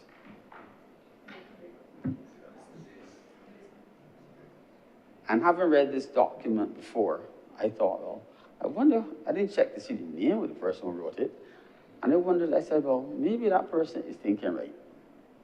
Because if we know what some of the things that might be causing harm, and we can reduce the consumption either by force or convincing people not to do it, then we should. Sir, one of my late colleagues, a gentleman called Dr. Tony Gale, I met him when I was a medical student, and I must admit, I apologize, that I thought that he was, I wouldn't say a nuisance, I thought he was difficult. Because he came to every conference and he fought about stopping people from smoking in public places. And if you wanted a bathroom break, sir, you would go out when he was going to speak. But I recently had to admit at a meeting that this gentleman, with that constant fight, got all the bans that we now have in place. Maybe somebody, maybe some younger person, not myself, I don't have enough time left for it now, needs to start that fight with the chronic non-communicable diseases in every forum that they can. Because this noise, this constant fight, seems to eventually get people to change.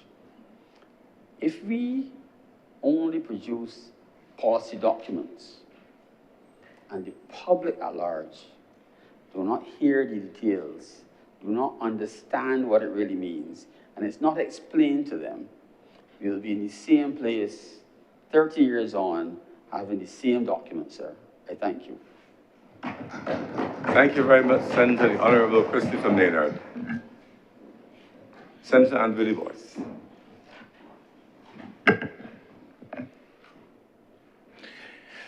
Good evening, Mr. President. Thank you for recognizing me. I stand to support the resolution before the chamber, Mr. President, because I think that the policy attendant to the resolution is critically important at the time that we discuss it. So I would wish to begin by commending the crafters of this national policy on the elderly, because I think it is a comprehensive document that, if followed, and if every Barbadian takes heed of its contents, Mr. President, we would be in good standing. They are indeed contained in the resolution and in the policy some stark realities, and some of my colleagues have treated to them. The issues around population and the questions, the general question, Mr. President, about whether Barbados, with its limited resources, has the capacity to carry the extraordinary weight of an aging population and the multiple interventions that will be necessary, Mr. President. Sir, I encourage us, as stark as the reality is, and perhaps because it is stark, I encourage us to treat to the question with maturity and to treat to the question with sobriety, which we have done here today. Because contained in this document and bound up in the multiplicity of challenges that face Barbados in this regard are really quality of life questions, not only for those Barbadians who are aged, but for all of us. And as I was reading the document, Mr. President, I began to ponder on the question of what Barbados would and could be like, Mr. President, if indeed we heeded the calls, the multiple calls within the document.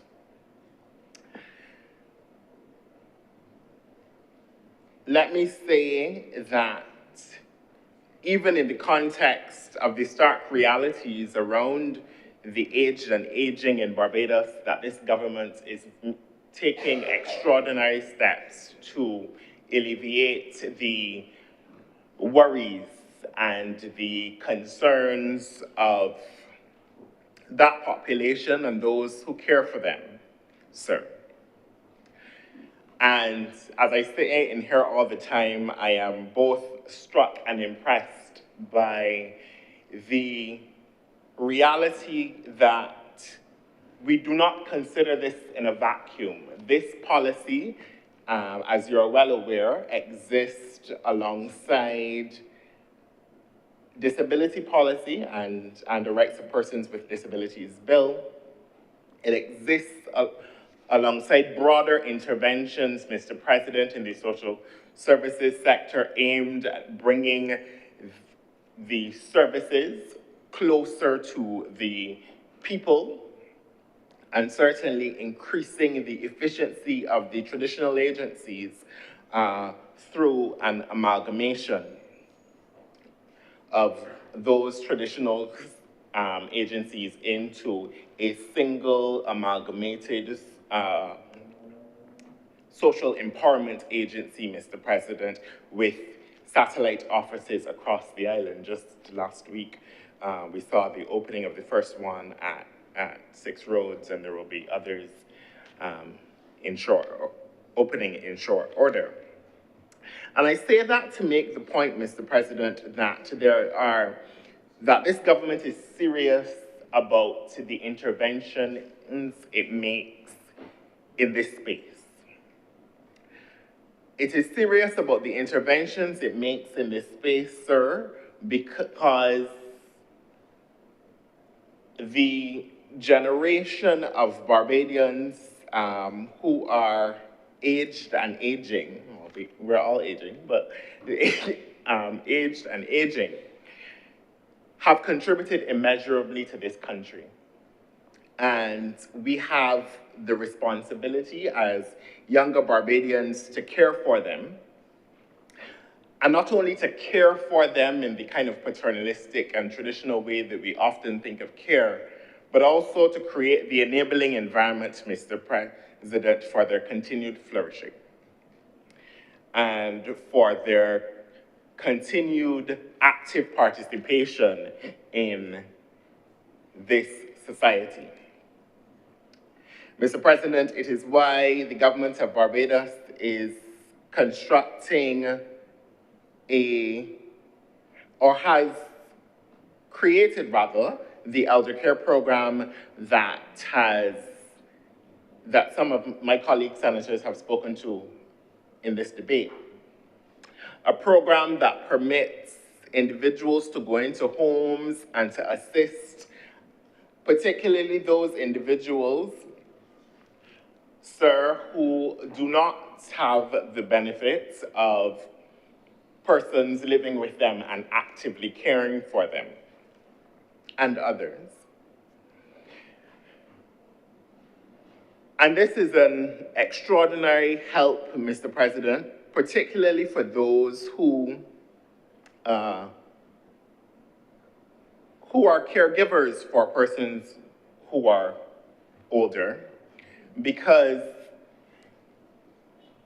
some of us exist in the sandwich generation. I think Senator Dr. Connell referred to it in his own remarks.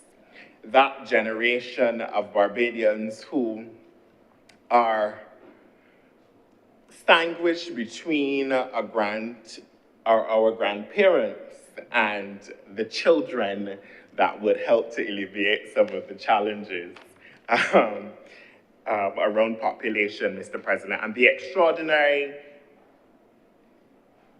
weight, I don't want to use the language of burden, but the extraordinary weight that creates for individuals.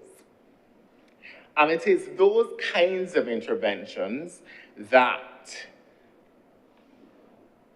help to fortify the care economy and the scaffolding around care, Mr. President, so as to permit or rather to dissuade individuals from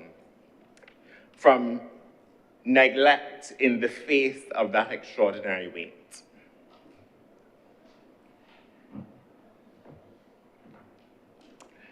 In that same vein, Mr. President, the government plans to construct a facility at Sterling for the daycare facilities. I don't always like to use that term, but daycare facilities respite facilities rather, for persons, for the elderly, Mr. President. Because again, the weight of having actively participating in your professional endeavors, but having the responsibility of caring for an elderly person, Mr. President, is extraordinary. And this government recognizes that. I think the facility at Sterling, which was announced in recent weeks, will be the first such facility since the Vauxhall Senior Citizens Village, Mr. President, and no doubt, given the stark realities contained in the policy, something that we absolutely need. And so I think that the government ought to be commended for that, and commended for their commitment broadly to building these kinds of facilities and initiatives so as to assist the younger generation with our care responsibilities. Sir,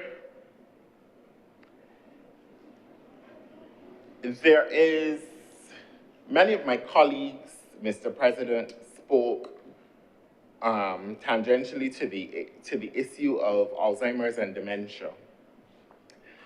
And I was pleased as I was reading the report, sir, to see a commitment by the government to ensure greater attention to the area of Alzheimer's and dementia, Mr. President. A recognition that the realities are stark and that for a long time, Mr. President, we have been very quiet as a country about this disease. We've been quiet, Mr. President, to the point where sometimes it feels as if we just accept it as a part of aging. We just accept that our grandparents and those older than us will come to forget. But I think, Mr. President, that we need greater awareness around the disability, around the condition. And in saying that, I do recognize the extraordinary contribution of the Alzheimer's Association to Barbadians' understanding of the condition. But I certainly do look forward to more and better investments in public understanding around the disease. By that same token, Mr. President, I think that the time is now that we develop a national plan around Alzheimer's and dementia with specific focus on increasing the capacity. Senator Dr. Connell referred to gerontologists earlier, to neurologists, certainly neurologists and other professionals who can aid in the care of persons suffering with or living with dementia and Alzheimer's would be an important investment, certainly as we animate this national policy.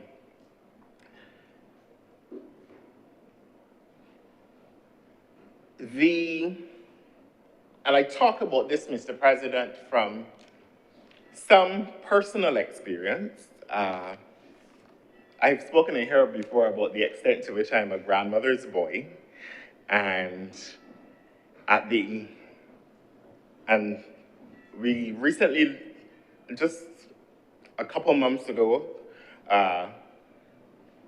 buried her,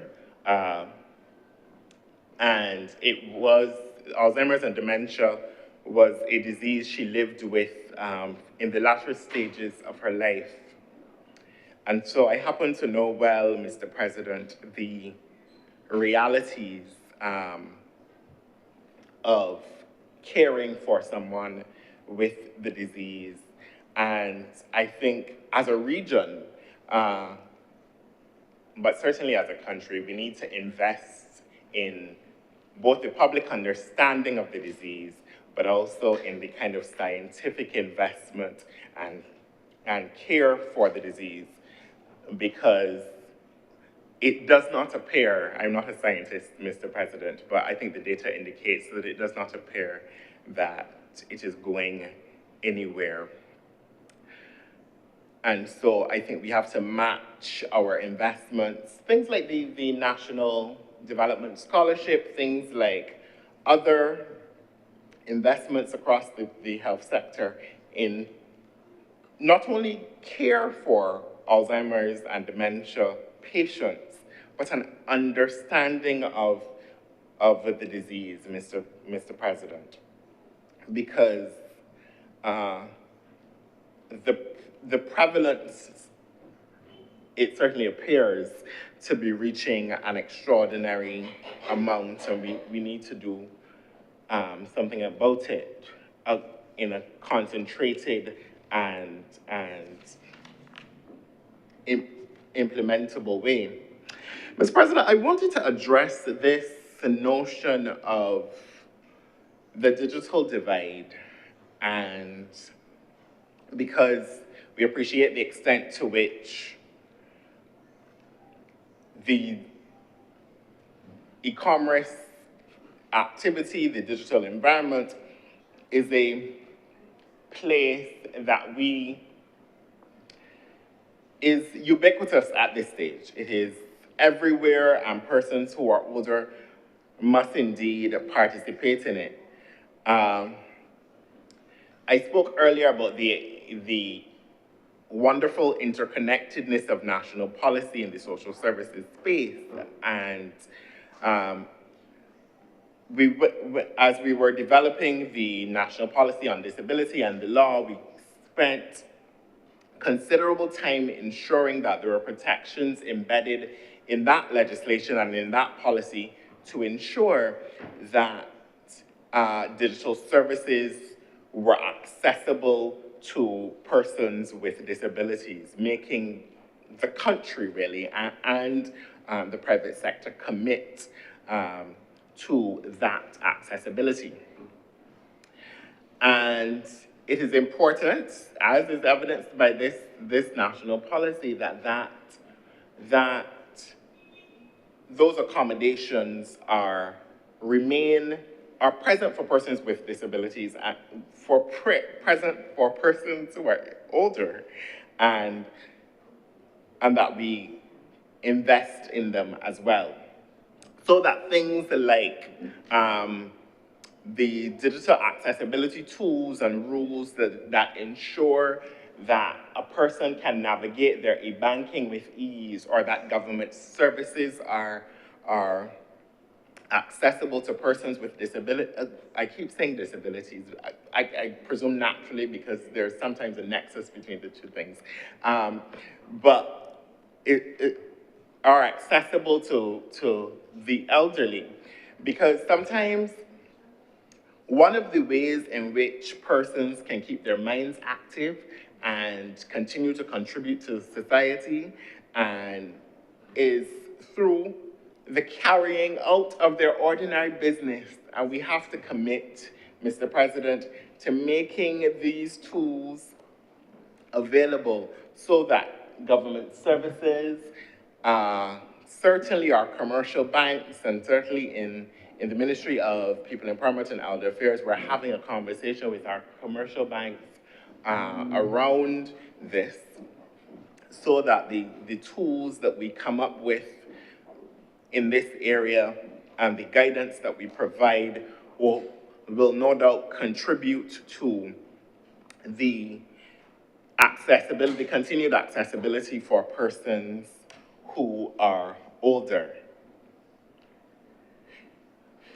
Mr. President, I do not intend to be long, and so I will end by, as I began, by commending the government of Barbados, by commending, permit me, Mr. President, to say the name MP Cynthia Ford, by commending Professor Dwayne Devonish for their contributions to that which is before the chamber today. I hope, Mr. President, that Barbadians will take the opportunity to read it, to imbibe it, Mr. President, and to live it and to animate it in their interactions with older Barbadians, Mr. President, because their quality of life improves our quality of life. Mr. President, I'm obliged to you. Thank you very much, Senator Andrelli Boyce. Senator John King.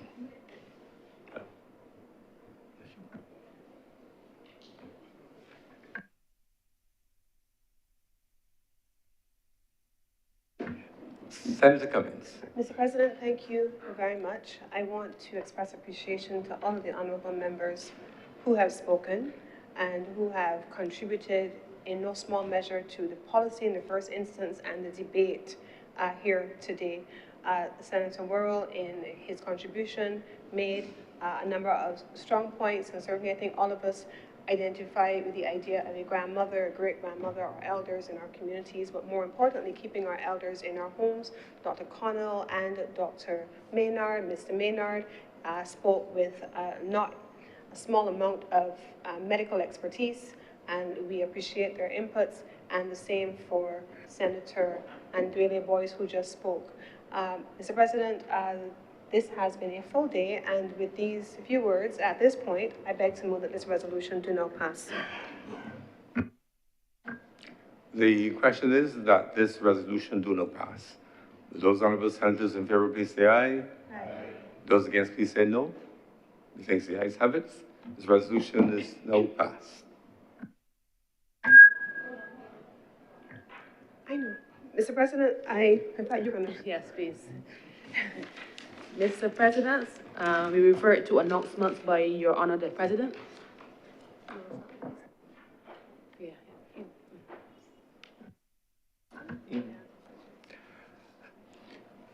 By way of announcements, and to inform you of a message which I need to send to the Honorable House of Assembly in relation to our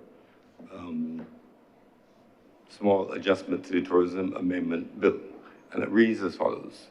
Message from the Honorable the Senate to the Honorable the House of Assembly. The Honorable the Senate has the honor to inform the Honorable the House of Assembly that at its sitting on Wednesday, the 14th of January, 2026, the Tourism Levy Amendment Bill 2025 was amended in the following terms. In Clause 1, the word 2025 was deleted and the word 2026 was substituted therefore.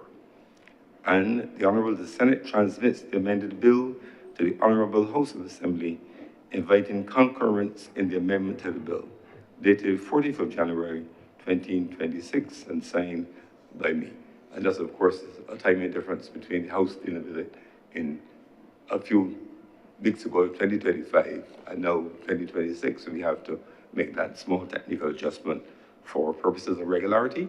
So please be aware that this will go off in our name to the Honorable House of Assembly. Presentation of papers recommitted. Senator comments. Mr. President, there are a few documents that I must lay today. First, the Barbados Economic Recovery and Transformation Plan, BERT 2026, the Civil Aviation Unmanned Aircraft Systems Regulations 2025, the annual reports and audited financial statements of the Barbados Tourism Marketing, Inc. for the years ended March 31st, 2021 and March 31st, 2022. We revert to public business. Senator comments. Mr. President, that brings us to the end of government's business for today, and I beg to move that this sitting of the Senate be adjourned, sine die. The question is that the Honorable the Senate do not adjourn sine die. Honorable Senators in favor, please say aye. Aye. Those against, please say no. Against the ayes have it. The sitting therefore stands adjourned sine die.